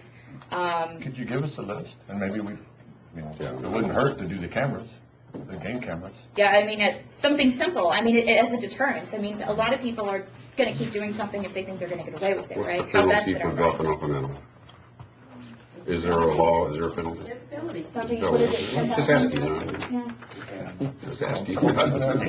Yeah. And what happens, is there a fine? Livestock under state law is 10,000 penalty and jail time. I know like livestock, but that's a whole different Yeah, animal than what we're talking about here, but. The 42.02 over there, it's I believe it's 10,000. But only if you're leaving, if you're dumping an animal, fully knowing that there's no care for it moving forward, and you leave it there, there's a penalty for a felony. And Judge Gold, does that go to your court? Or would that go to Depends somebody? on, what precinct it's in. No, but I mean, it goes to a JP court. It would go to the DA's office. Goes to the DA's office. And- gotta get caught. Well, and the So other if we show instances- up at the DA's office with pictures of their plates and all that stuff, then the DA takes care of it from there. And the $10,000 fine goes to who? But The county. it's divided into the state, depending on Why what. does the state get into this? What do they gotta do with this? They didn't do anything. And with the dumping of people who just leave animals at certain places, I mean, we've had advocates, and it's been all over the blogs, people throwing animals out of windows on camera. I mean, HEB earlier this spring, cats, dogs being left in carts. Why? No one's doing anything. We have pictures and videos of the people, we have the vehicles. What's being done? And who do we take it to? Well, I would imagine If it was county, it would be the sheriff's department. I'm just curious, y'all said you had them, I was just curious. Yeah, who they well, were I mean, sent to. I know citizens, I know when I have issues with my place, I file and report, but they won't even come out to look at the carcasses or whatever I'm calling about, they just do a phone report. So I don't know what city. No, I mean, I'm talking about the picture, you said you had pictures of people dumping dogs. Well, the pictures that are posted online, I know that Jeff personally and the other people who run dogs encourage to contact local authorities. From there, I don't know where it goes. So since we're not enforcement. No, I was just curious. Yeah. We will start that email address. I'll start it. I know that we're not gonna move fast enough, but you got our attention. If any incidents occur within the city, they have to report it to the city police department. If anything happens within the county, then it goes to the sheriff's department. I think that's what their misunderstanding. If it's HEB, they can report it to the city, and the city should come out. And that's what they said.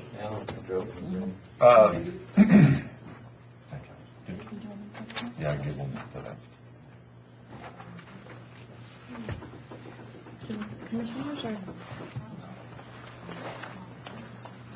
And just one last comment, the comment that we think that y'all are, what was your deal?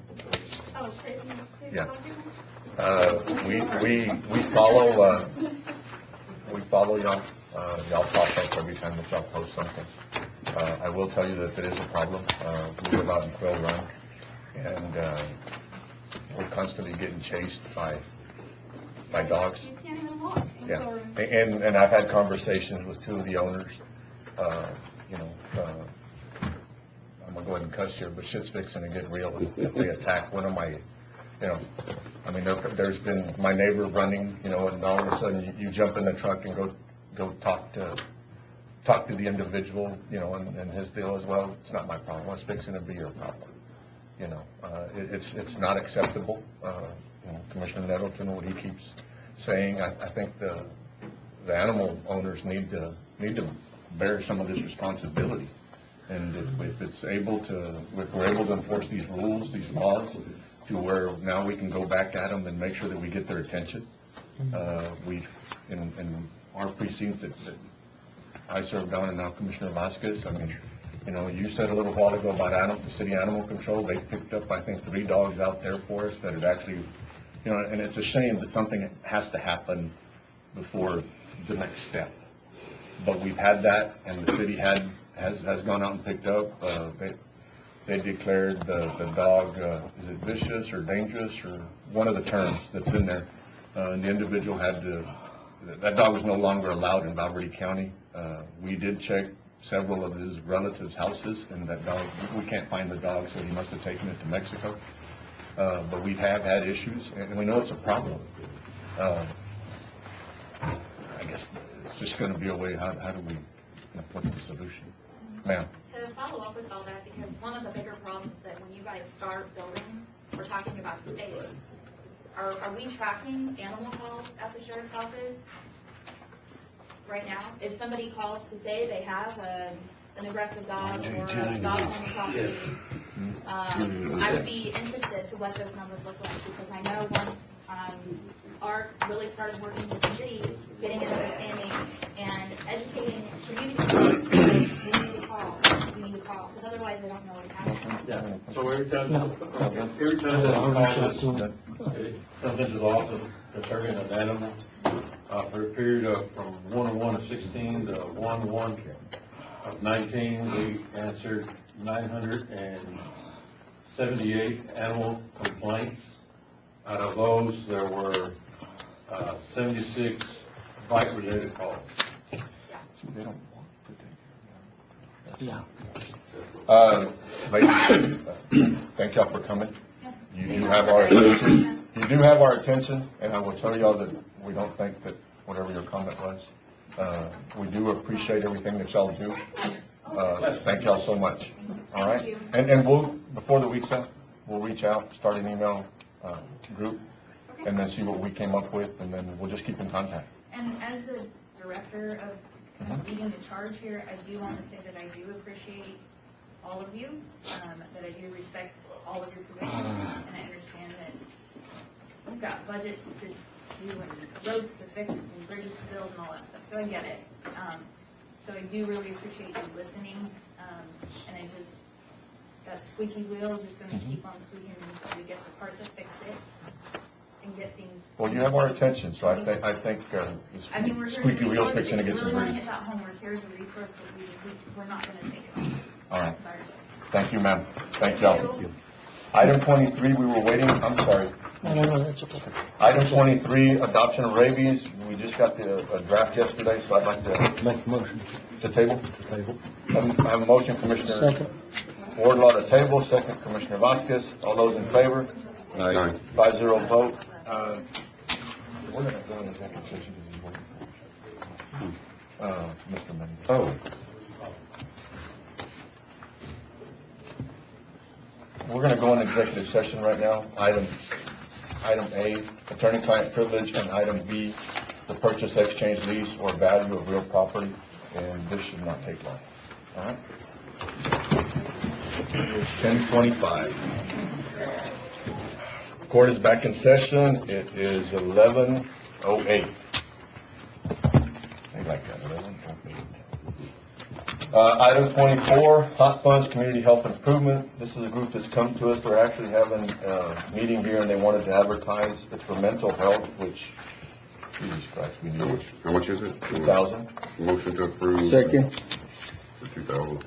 I have a motion, Commissioner Nettleton, second Commissioner Flores. All in favor? Aye. 5-0 vote. Item 25, publish notice and schedule a required public hearing for proposed 2019-2020 Texas CDBG Colonial Construction Fund grant application, proposed to be held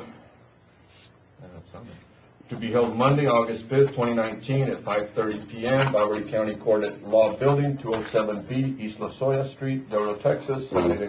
Second. Motion, Commissioner Nettleton, second Commissioner Flores. All those in favor? Aye. 5-0 vote. Item 26, the following properties will be sold through sealed bid pursuant to 34.05 parentheses I of the Texas Property Code for delinquent ad valorem taxes owed to Valverde County, San Felipe Del Rio Consolidated Independent School District and/or City of Del Rio, and held in trust by Valverde County. The order attached to minutes for full agenda description. Sir. Thank you, Commissioners. The first property, again, all these properties with the delinquent tax process, judgment was taken. It was set for tax sale. These properties had a minimum bid amount. No one bid on the properties. So once the properties have no bids, they're struck off to the taxing authorities to be held in trust. There's two ways to sell these properties, either for the minimum bid amount or for a lesser amount. If it's a lesser amount, I need approval from the taxing authorities, the Commissioners Court, to approve this. The first property, we received a bid of $3,600. The struck-off amount was $8,395.56.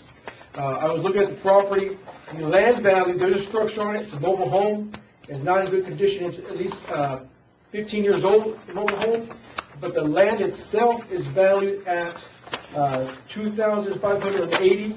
So the bid right now for the property is $3,600. It just recently got off the books on February 5th, 2019 at that tax sale. So the bid is higher than what the property's valued at? As far as the land, there is a mobile home on there that's valued at $8,000. Again, if no one protests the value will just go up on its own.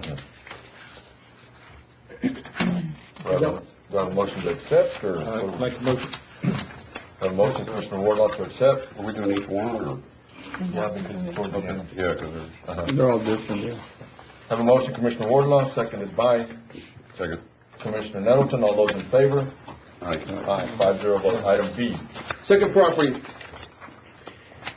It's the south half of lots 9 and 10, block 22, the first row addition to the city of Del Rio, situated in Atascosa County. This property was set for sale. Situated where?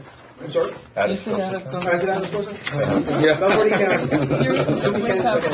I did this on Monday. Valverde County, I'm reading it too. I did the same thing on Monday. The property was set for sale February 2nd, 2016. It's been off the books since then. The minimum bid was $24,500. The current appraised value is $23,280, so the value did go down. The purchaser is looking for an amount of the bid of $8,165.85. They give no reason why that specific amount of the bid, why they have only 85 cents.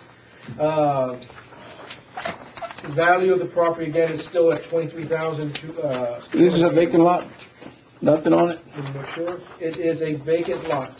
You don't think if you post it again, I mean, or put it on the list for auction, maybe we can get a little bit more? I can do that, that's what I'm working 10,000 or something on. like Correct, that? that's what I'm doing right now. So what are we doing? I'm sorry. It is a vacant lot. Want to rebid it? Yeah. Is that what you want? I think we should. Motion, I'll make a motion that we, put this property to be rebid. okay. I'll put this for public Have a sale. motion, Commissioner Flores, second, Commissioner Nettleton. All those in favor to rebid? 5-0 vote. Pictures that you took? Yes. Could we get, clear pictures? Okay. One was really, really dark. Okay, they didn't come out in the... No. Okay. Yeah. Oh, okay. I guess, Yeah, they came out with what I'll black. do is I'll bring, Color pictures. I'll would be bring great. color, I had delivered color pictures. That'll work. Okay. Don't mind.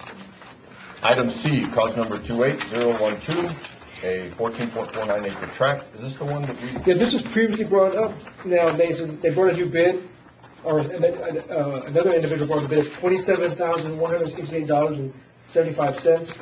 Also, This thing's appraised at $263,000. correct.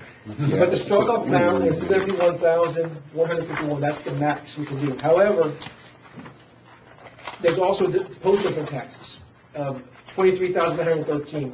So if you do approve, they still have to pay the $27,000 their bid plus the $23,900 of taxes for a total of $51,082. This would be $20,000 less than the minimum bid. And I can put it for auction again at the public sale and see if we can get more This is interest. 14 acres. This is off of I have the map. 349. Before you go over the overpass going to the dam? Yeah. Like right at that overpass? Yeah, it's right before that on the left-hand side. It's listed as commercial also. Yeah. Either But yeah, rebid it or but- make a park out of it.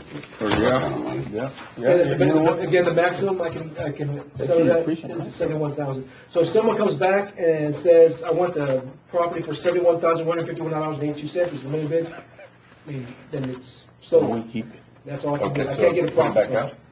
Yeah, put it back out. Okay. Motion to rebid. Second. Motion, Commissioner Nettleton, second, Commissioner Flores. All those in favor? 5-0 vote. So what happens if somebody comes in and bids $150,000 on it? Who gets the difference between the There's no, they 70? can only bid the minimum bid amount. That's all I can accept.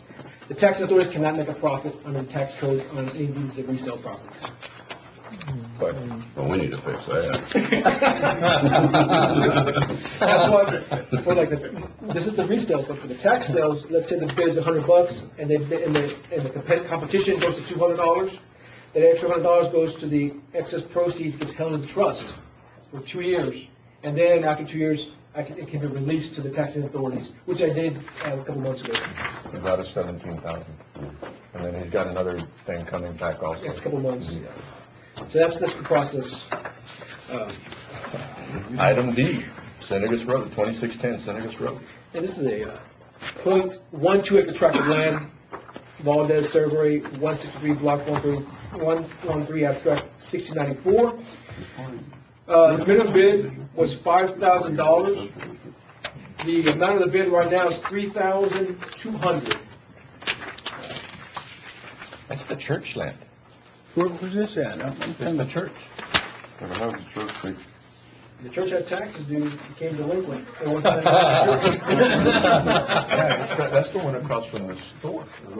What I thought. Somewhere, yeah. We need to look at that. I'll take a look at it. Yeah, but once the church loses religious exemption, it becomes taxable. You want to table that for a look at it I sure again? will. Motion to table. Second. Okay. A motion, Commissioner Nettleton, second, Commissioner Flores. All those in favor? 5-0 vote. The other two lots, the cause number 33440, Lot 1 and Lot 2, Block H, these are the two lots that was brought to us the last time. And I think there was a discussion then to keep the lots because of the flood issue. Yeah. They were in a flood zone. That's correct. And the only reason I put it back on here is because I got the full minimum bid from the initial buyer. He was willing to pay the full amount, That's why I want to bring it back before you guys, before I don't I, think we want development, because then they're gonna wanna build something down there, and then wanna. yeah, that's what I'm asking. We have a motion to keep it. Motion to keep. Second. Have a motion, Commissioner Nettleton, second, Commissioner Wardlaw. All those in favor? Aye. 5-0 vote. Now, we gotta negotiate with the school district on that? Yes, Keith? and there was, other reasons I was waiting on that, and I can discuss. Is that it something with y'all you. do? Yes, I'll do that. And that was the last one. Some of these properties, I already started working with the judge, a list of getting it back on a public resale. Instead of doing this over again, if I get any requests at this time, which is not the full minimum bid, may I reject it until I get this up for public auction, for resale? Is that okay with the court? Instead of having to bring these back up all the time. I'll make that motion. We don't take it, Oh. we're okay. All right. Okay. The other deal is, he's been looking through these properties, and we have several properties that belong to the county that we don't know where they're at. Yeah. So Roger went. Imaginary land. Finding all those. We had Got a map. He had a book, but he's going through there right now, I'm gonna try to help start cleaning that up. I And found there's some some, properties that that there's owed taxes on, but don't exist. yeah, we found a couple, there are maps there, but there's no account numbers. There's a couple, we got the deed, we formed one with the appraisal district, but they're not on the tax roll yet. Just to There's make sure our research is correct and. There's quite a few lots and syndicates that, And the bigger properties, I mean, those are things we can look at maybe for parks if we don't sell them. Yeah. Okay. well, there's a couple of them in syndicates that nobody's been paying taxes on, they're just sitting. They're not on the tax roll. Yeah. It's no account. So that information, once we get, we send it to the appraisal district to re-verify. Yeah, I even want to know how that costs. Okay, thank you. Thank you. We got sued when you're, I guess, like 20 years ago or whatever, when it was, who was that guy, Chester? Chester Young, right? Yeah. And Dad said, well, hell, that's all we own, go pay. I said, well, did we own it? Dad says, well, I don't know. So we went out and it didn't exist. But we were in district court. Dad said, well, just pay what's owed. Item 27, Texas CDBG 7218075. Draw number 9 for San Felipe Pasture, it's going to be the water line project. Request $7,364.50 for Core and Main water line piping, invoice number K693482, and authorize county judge to sign Form A03. Move. Second. Motion, Commissioner Nettleton, second, Commissioner Flores. All those in favor? Aye. 5-0 vote. Item 28, resolution in support of designating an extension of Interstate Highway 27 as a future interstate highway in Texas. This is a road that Ports of Plains is supporting to get the extension, and most counties within the Ports of Plains has already approved this, so I'll make a motion to approve the resolution. Have a motion, Commissioner Nettleton, second, Commissioner Wardlaw. All those in favor? Aye. 5-0 vote. Item 29. Excuse me, Judge. Go back on 27 real quick. Okay, where's 27? All right. Yeah, we need to have county auditor authority on there as well. Okay. All right. We have a motion. I'll amend my motion to add the county auditor. Second accept. 27. Everybody okay? Yes. 5-0 vote. Thanks. Thank you, man, for being so observant. Item 29, renew the MOU between Val Verde County and Social Security Administration for the use of Cal Verde, we can change that, of Val Verde County Community Center, and authorize county judge to sign. Judge, I'll make a motion that we approve MOU. Second. Have a motion, Commissioner Flores, second, Commissioner Nettleton. All those in favor? Aye. 5-0 vote. Item 30, consideration and approval for the execution of a contract for engineering services, supplemental agreement number 3 to the main contract and the supplement for work and authorization number 6 to work. Authorization number 1, contract for engineering services for the Frontera Road project, the maximum amount payable under engineering services supplement agreement and supplement work authorization will be increased by $50,000 from $223,271.42 to $273,271.42. Motion to approve, Judge. Second. Have a motion, Commissioner Flores, second, Commissioner Nettleton. All those in favor? And this service here is just when we get started, in case there's questions that need to be asked. We already have a fee schedule there. Yes. Lease agreement between Valverde, item 31, lease agreement between Valverde County and Luis Rios for August 31st, 2019 for the Alcoa Fields for an all-women softball tournament. Second. I've got a question. Did he get liability insurance for this? Yes, sir, he's in process, and Oh, before okay. he does his event, he'll provide that to us. This is an adult? Yes. It's a Women's document. softball tournament. I'll second that. Well, we already got a second. Oh, Yeah. Otherwise, we need to look at the fee structure for adult. Have a motion, Commissioner Nettleton, second Commissioner Vasquez, all those in favor? Aye. 5-0 vote. Item 32, approval for a possible event between Valverde County and Carson and Barnes Circus for March 2020. Can you tell us about that? Yes, sir, the gentleman, he's been wanting to bring back the circus, and he just needs to be with NASDAQ, the okay, to bring it for next year. Okay, So where will that be held at the fairground? Up in the front of in the entrance is where they had it before in the past. He needs approval from us for what? I must have Able to have it. So, We have lease agreement there. Okay. All right, motion to approve. Second. Martin already made the Harry, motion. second. second. Have a motion, Commissioner Wardlaw, second Commissioner Nettleton, all those in favor? Aye. 5-0 vote. Item 33, update on completion. Oh, that is awesome. Of battered woman shelter. Good morning, Morning. Judge, Court. They moved in 2 weeks ago, and they've been functioning. We've been knocking out some of the little details, like there's a plug missing here and telephone over there, and small stuff. They're doing good, everything's functional. The landscape people had to get off the job, but they're back on it. They should be done Friday. There's just the spreading of the pea gravel so we can go out and get the swing set and get it put up. And they were regrading one of the runoffs and then putting the rock on there and keep all the sand and the grass from going out on the street, right? We need to finish up on the snake wire. We have already killed a snake inside the area, so Edgar and his crew are gonna just finish that up. The rest of the privacy slats that were on there have been completed as well. We're probably gonna consider in the near future, we just need to move a gate over because it's in the sprinkler system area and small stuff like that. That's it for now on that. Any questions? No, good job. All right. Item 34, don't leave. Selection of an administration professional grant service company for the 2019-2020 Texas CDBG Colonial Construction Fund, RF2 scoring sheet provided. They're coming. Who wants?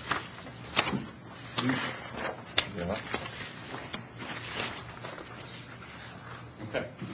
We had, on the administration part, we had two submittals, one from Escher and Company and the other one from the Middle Rio Grande Development Council. And the scores were Escher and Company, 299 points, and the Middle Rio Grande, 259 points. So therefore, the high score was Escher. Have a motion to approve.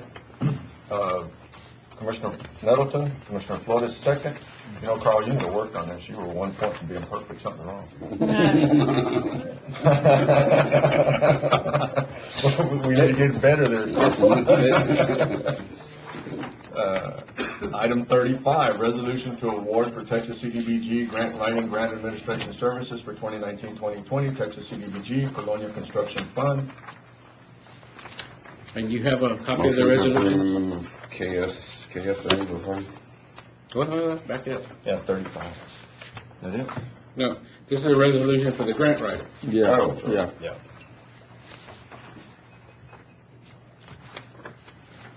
Motion to approve. Second. Who are you approving? That's Yes, sir.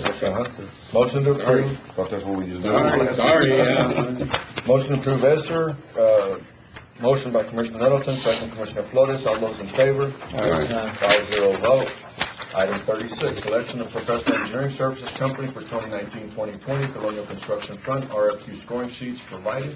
Yes, and that was the second one on that. Motion to approve KSA. KSA was the high score with 286. Have a motion, Commissioner Nettleton. I need a second. Second. Second, Commissioner Vasquez. All those in favor? Aye. 5-0 vote.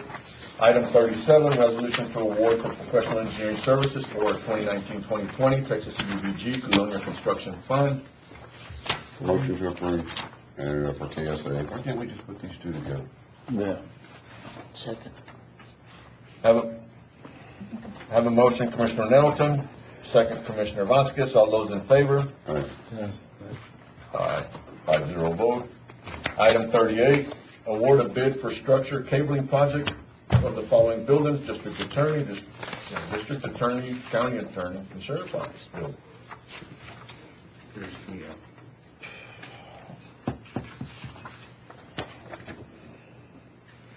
How much? We, went out for bid. We contacted 3 participants. We had only one, which is ACI, and the total for the 3 buildings is $72,572. And they're broken down by building. Where? From what? Where's money coming from? That should be out of the money we set aside for the. Set aside. Boyd. Just making sure. Motion to approve. That's quite a lot of money for cables. Have a motion, Commissioner Nettleton, seconded by Aye. Commissioner Flores. All those in favor? 5-0 vote. Item 39, capital purchase by Precinct 4 of a John Deere skid steer attachment 72 grapple, 72-inch mower, 48-inch forks, with a price of $15,303.29 and to be paid out from operating. Motion to approve. A motion by Commissioner Flores to approve. There's no second. Who's, Nope. give me a second? Aye, sir. Black on the second. Did that? Would you second? Oh, I'm sorry. Commissioner Wardlaw seconded. Got it. All in favor? Aye. 5-0 vote. Who's taking that last time? Item 40, declare the following items as surplus property and designate for proper disposition. Disposition may include, but not limited to, option, reassign, recycled, and/or destroy. We're gonna strike off the list the 2005 Ford E350 van. Okay. What else we got? That's it. Okay, a motion. Motion, Commissioner Vasquez. Second. Second, Commissioner Flores. All those in favor? Aye. 5-0 vote. Did an awesome job. Thank you for your time. Hey, Mr. Vitella. Before we get started, the van, is it fixed, being fixed? It's being fixed Okay. right now, Judge. It's in San Antonio. Okay.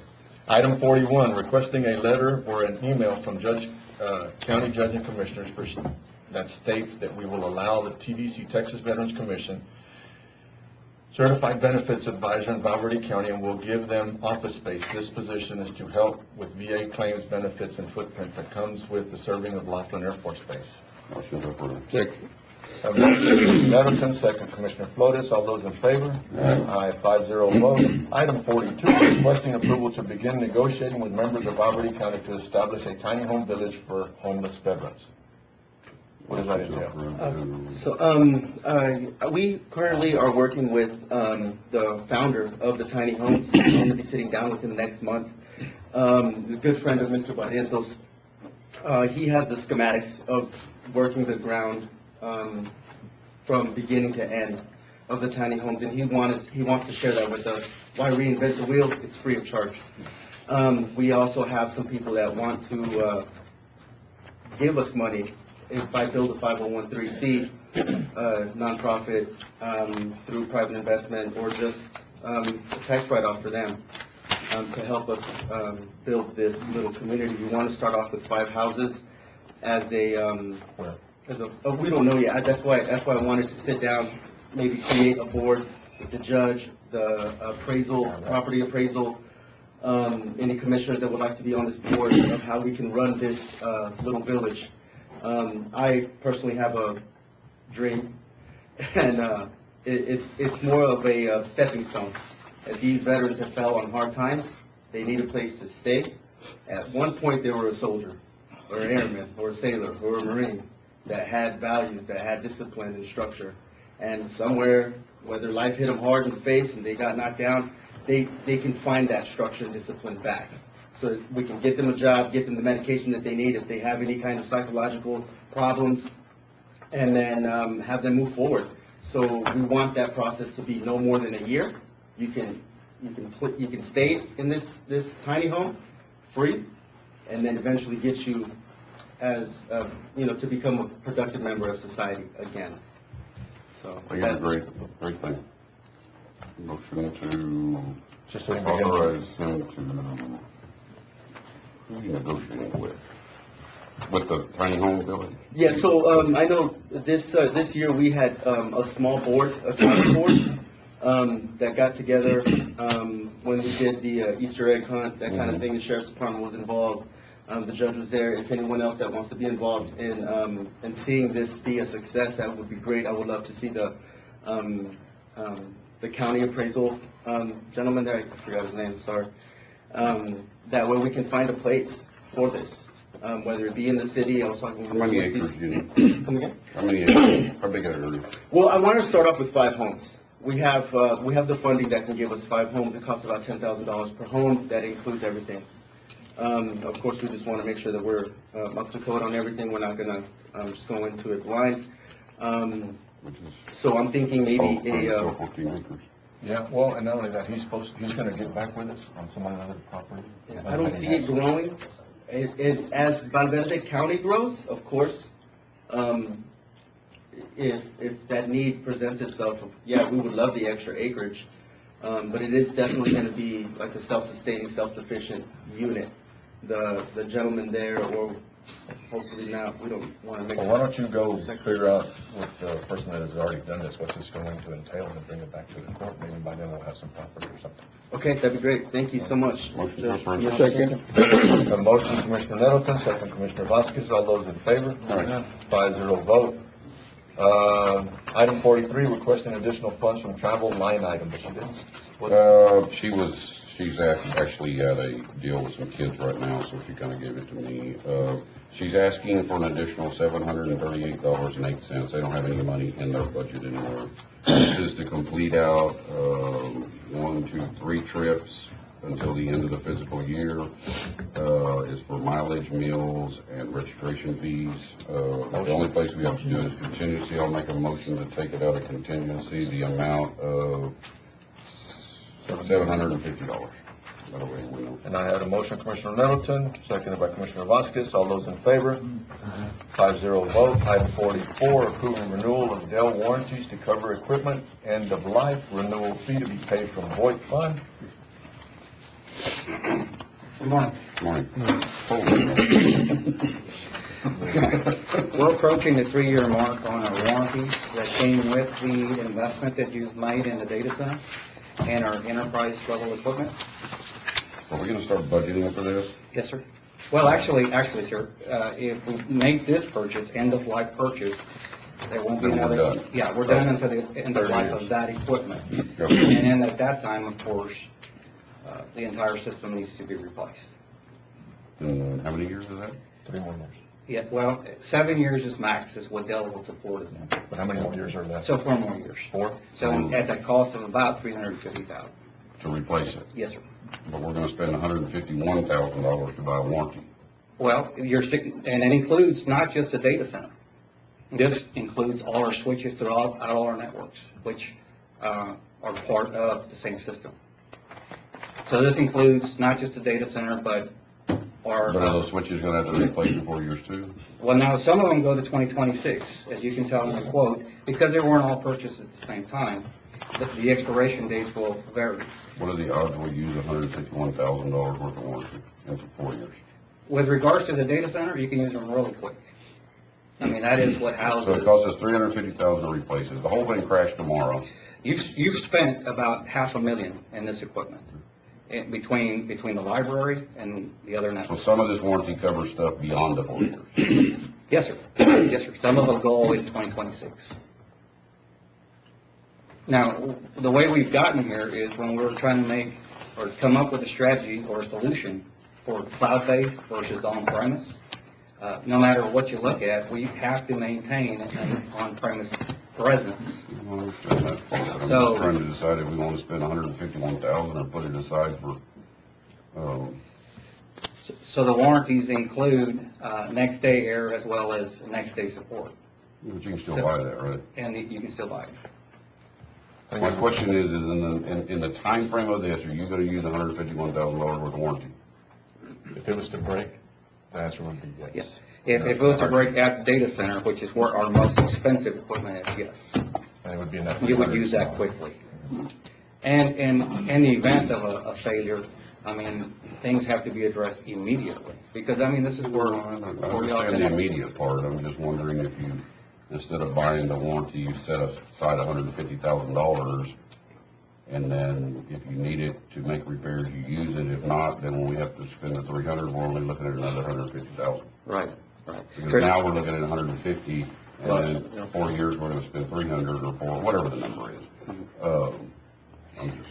And at the time of purchase is when you can decide what type of warranty you purchase. Traditionally, we've always purchased 3 years with all our equipment, which is standard. You could, when you purchase equipment. So what is a 3-year warranty? How much cost it? It's coming, we're approaching the 3-year mark now. Our first piece of equipment is the server at the sheriff's So office. when we bought all this, we bought a 3-year warranty. That is correct. That 3-year warranty expired. No, it's not all expired, it's fixing to come due, yes. What would it cost us just to buy a 3-year warranty instead of? You can buy a 1-year warranty, Commissioner. It's more expensive if you buy it for lesser years, but you can buy a 1-year, a 2-year, or 3-year, or you can go end of life. The reason we presented end of life is because of significant investment you made in your equipment. About $500,000 worth is, you might as well use that equipment for its lifespan. There's no sense in trying to replace it. Because the lifespan left on it's 4 years. Sure. The lifespan left is 4 On a years. lot of our equipment at the data center, that is correct. It's 4 years. Yes, sir. 7 years total. And we're gonna spend $300,000 in 4 years. We're fixing to spend $450,000. I'm just trying to see Yes, sir, if I it's understand. worth spending $150,000 or setting $150,000 aside if something breaks, we fix it. I understand. And the 350S is just an estimate. There's no telling what equipment will cost 3-4 years from now. And Mr. Ram, what's the deadline on, when's the warranty expire? The first piece of equipment that expires would be it'd be before next fiscal year, which is sometime in August. It's just one single piece of equipment? Yes. What would it cost to replace that piece of equipment? About $8,000. But that server at the sheriff's office is part of a redundance plan that we have. It's going to be a replicating server, so we plan to leave it on site like we have another server on a different end of the network. In other words, we didn't plan to replace that server until end of life as well. In 4 years? Yes, sir. Yes, sir. That's not cheap, I know. I'm just trying to figure out if the investment is worth it, or we'd be better off to take $151,000 and set it in an account somewhere, and if something broke, we got money out of it and fixed it. And then whatever was left over, we used it to replace the equipment at the end. We have had instances in the past where we typically don't let our equipment run out of warranty, number one. When they do, and we have a failure, and this has happened in the past, actually, it happened at the auditor's office, where we had some hard drives failing. There was a process, the procurement process, you have to do the purchase order and all this stuff. It was a week before we got those hard drives in. If we had one more hard drive failure at that location, we would have had total chaos. So because we had to go through the whole process and that was an expedited order, and that. We have authority to do emergency purchase orders. Well, I understood that. Do we not, Matt? Do we not have time on making this decision? Yes. Again, you probably have a month before the first piece of equipment begins to expire. Let's There is a table it. reinstatement fee. If you make the motion. Make the motion. And I'll second it. What? Table. I'm not saying we don't need the warranty, just, that's a lot of money for 3 to 4 years that we're gonna turn around and spend it again, and then I just don't know for sure if you're gonna use 151,000, and I can have 151,000 cash. I have a motion, Commissioner Wardlaw, second Commissioner Vasquez. All those in favor? Aye. So question, sir, now that it's stable, do I bring this back to court down there? Maybe if you were more specific on each line item, what we're paying for warranty, and then later on, when you end of life is on different things. They're included in that quote. Every single piece of equipment's included in that quote with the expiration date. So, I mean. We'll bring it back. It will. And have the commissioners give them a chance then to ask you questions. That works? We'll go through it a little bit more in depth, and visit with you. Item 45, ratify the DPS phone life scan user agreement with the Texas Department of Public Safety.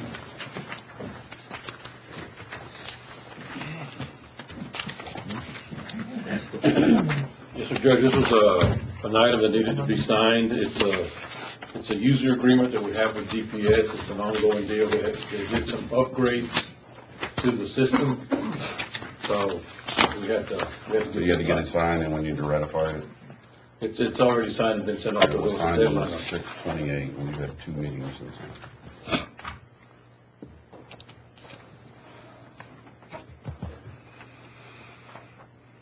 Okay, I missed that then.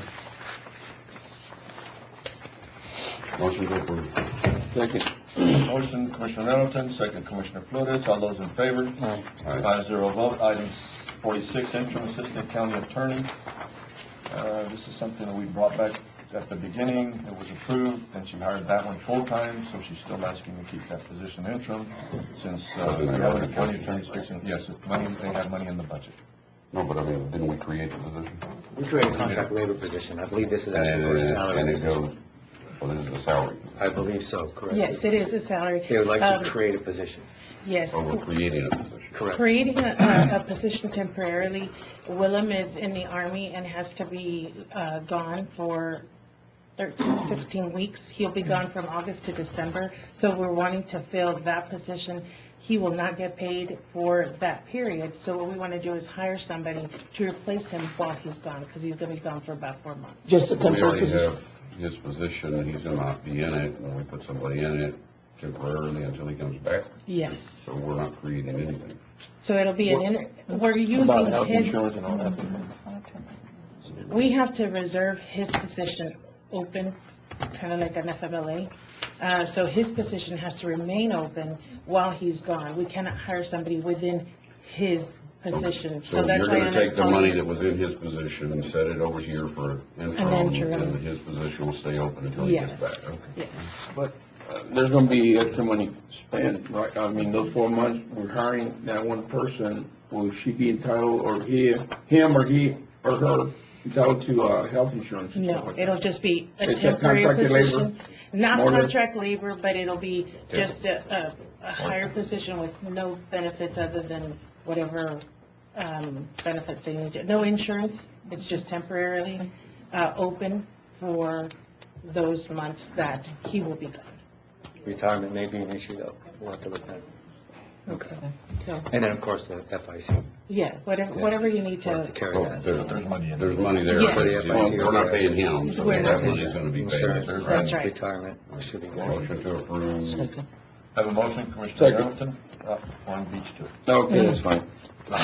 Are you sure? Don't get that. No, I'll get the own. everybody's second, I know what Right. the Thank you very much. Now it comes to it. Yeah. Here's what they said. The attorneys. Item 48, consideration and approval of a resolution relating to establishing the county's intention to reimburse itself for the prior lawful expenditures of funds from the proceeds of tax-exempt populations to be issued by the county for authorized purposes, authorizing other matters incident and related thereto, and providing an effective date. Judge, I move that the Commissioners Court adopt a reimbursement resolution. A motion? Need a second? Second. Second, Commissioner Flores. All those in favor? All right. 5-0 vote. Item 49, condition Consideration approval of resolution by Commissioners Court of Valverde County, Texas, authorizing and approving publication of notice of intention to issue certificates of obligation, complying with the requirements contained in Securities and Exchange Commission's Rule 15C2-12 and providing an effective date. Motion to approve. You want to read it? Well, go ahead. You could read it. I move that Commissioners Court adopt a notice of intention resolution. And Judge, do we have to take a roll call vote on this? Yes, sir. Pretty sure on this one we have to take a roll call vote. Okay, I'll do it. We have a motion, Commissioner Nettleton. I need a second before the vote. Second. Second, Commissioner Flores. Commissioner Wardlaw, vote yes or no? Yes. Pretty weak, yes. Commissioner Vasquez, how do you vote? Yes. Commissioner Nettleton? Yes. Commissioner Flores? Yay, yes. Yes. Myself, yes, it is a 5-0 vote. Commissioners' comments? I think we talked enough today. Yeah. No, no. County judges' comments, none. It is, Judge, I believe you tabled it. 17. Oh, wait. 17, yeah. Table the item? Glad you said it. 17. Yeah, I don't know why I just said that. Yeah, I'm glad, man. I know. You got. Only 20, you can start 20 and, 20, good. yeah, 20. You are so good, man. Thank you. After all the conversation right now. Yes. Capital outlay expenditures, there was one item on that list, also the $30,000 for tower improvements and switches. We would add that to that dollar amount. Already did with our auditor. Motion to approve that list, adding 30,000 for radio tower. And we can fix all that, Sheriff? Invoices are in the office before October. Yes. Nope. Yeah, he said yes. Yes. Have a motion, Commissioner Nettleton, seconded by Second. Commissioner Flores. All those in favor? Aye. 5-0 vote. Man, I really do appreciate This, that. okay, this fire alarm also will be done? Yeah. Yeah? Done when? That's great. What do you mean? By October? No, if it doesn't, we roll the money over. Yeah. Capital. We're gonna try real hard, Matt, yes. We're gonna Okay, try really, really that hard. makes you feel better. Because I can tell you right now that there's no way in the heck we're gonna spend all this money by October. And the 50,000 that was set aside, that we talked about in there, we can do that. How do you want your PO systems rolled over this year? Which PO? That's part of a whole nother agenda. Oh, no, can we? Okay. We voted 5-0 vote. All right? Matt, I really do thank you. I can't see the clock. It is 11:49, meeting is adjourned. Thank y'all.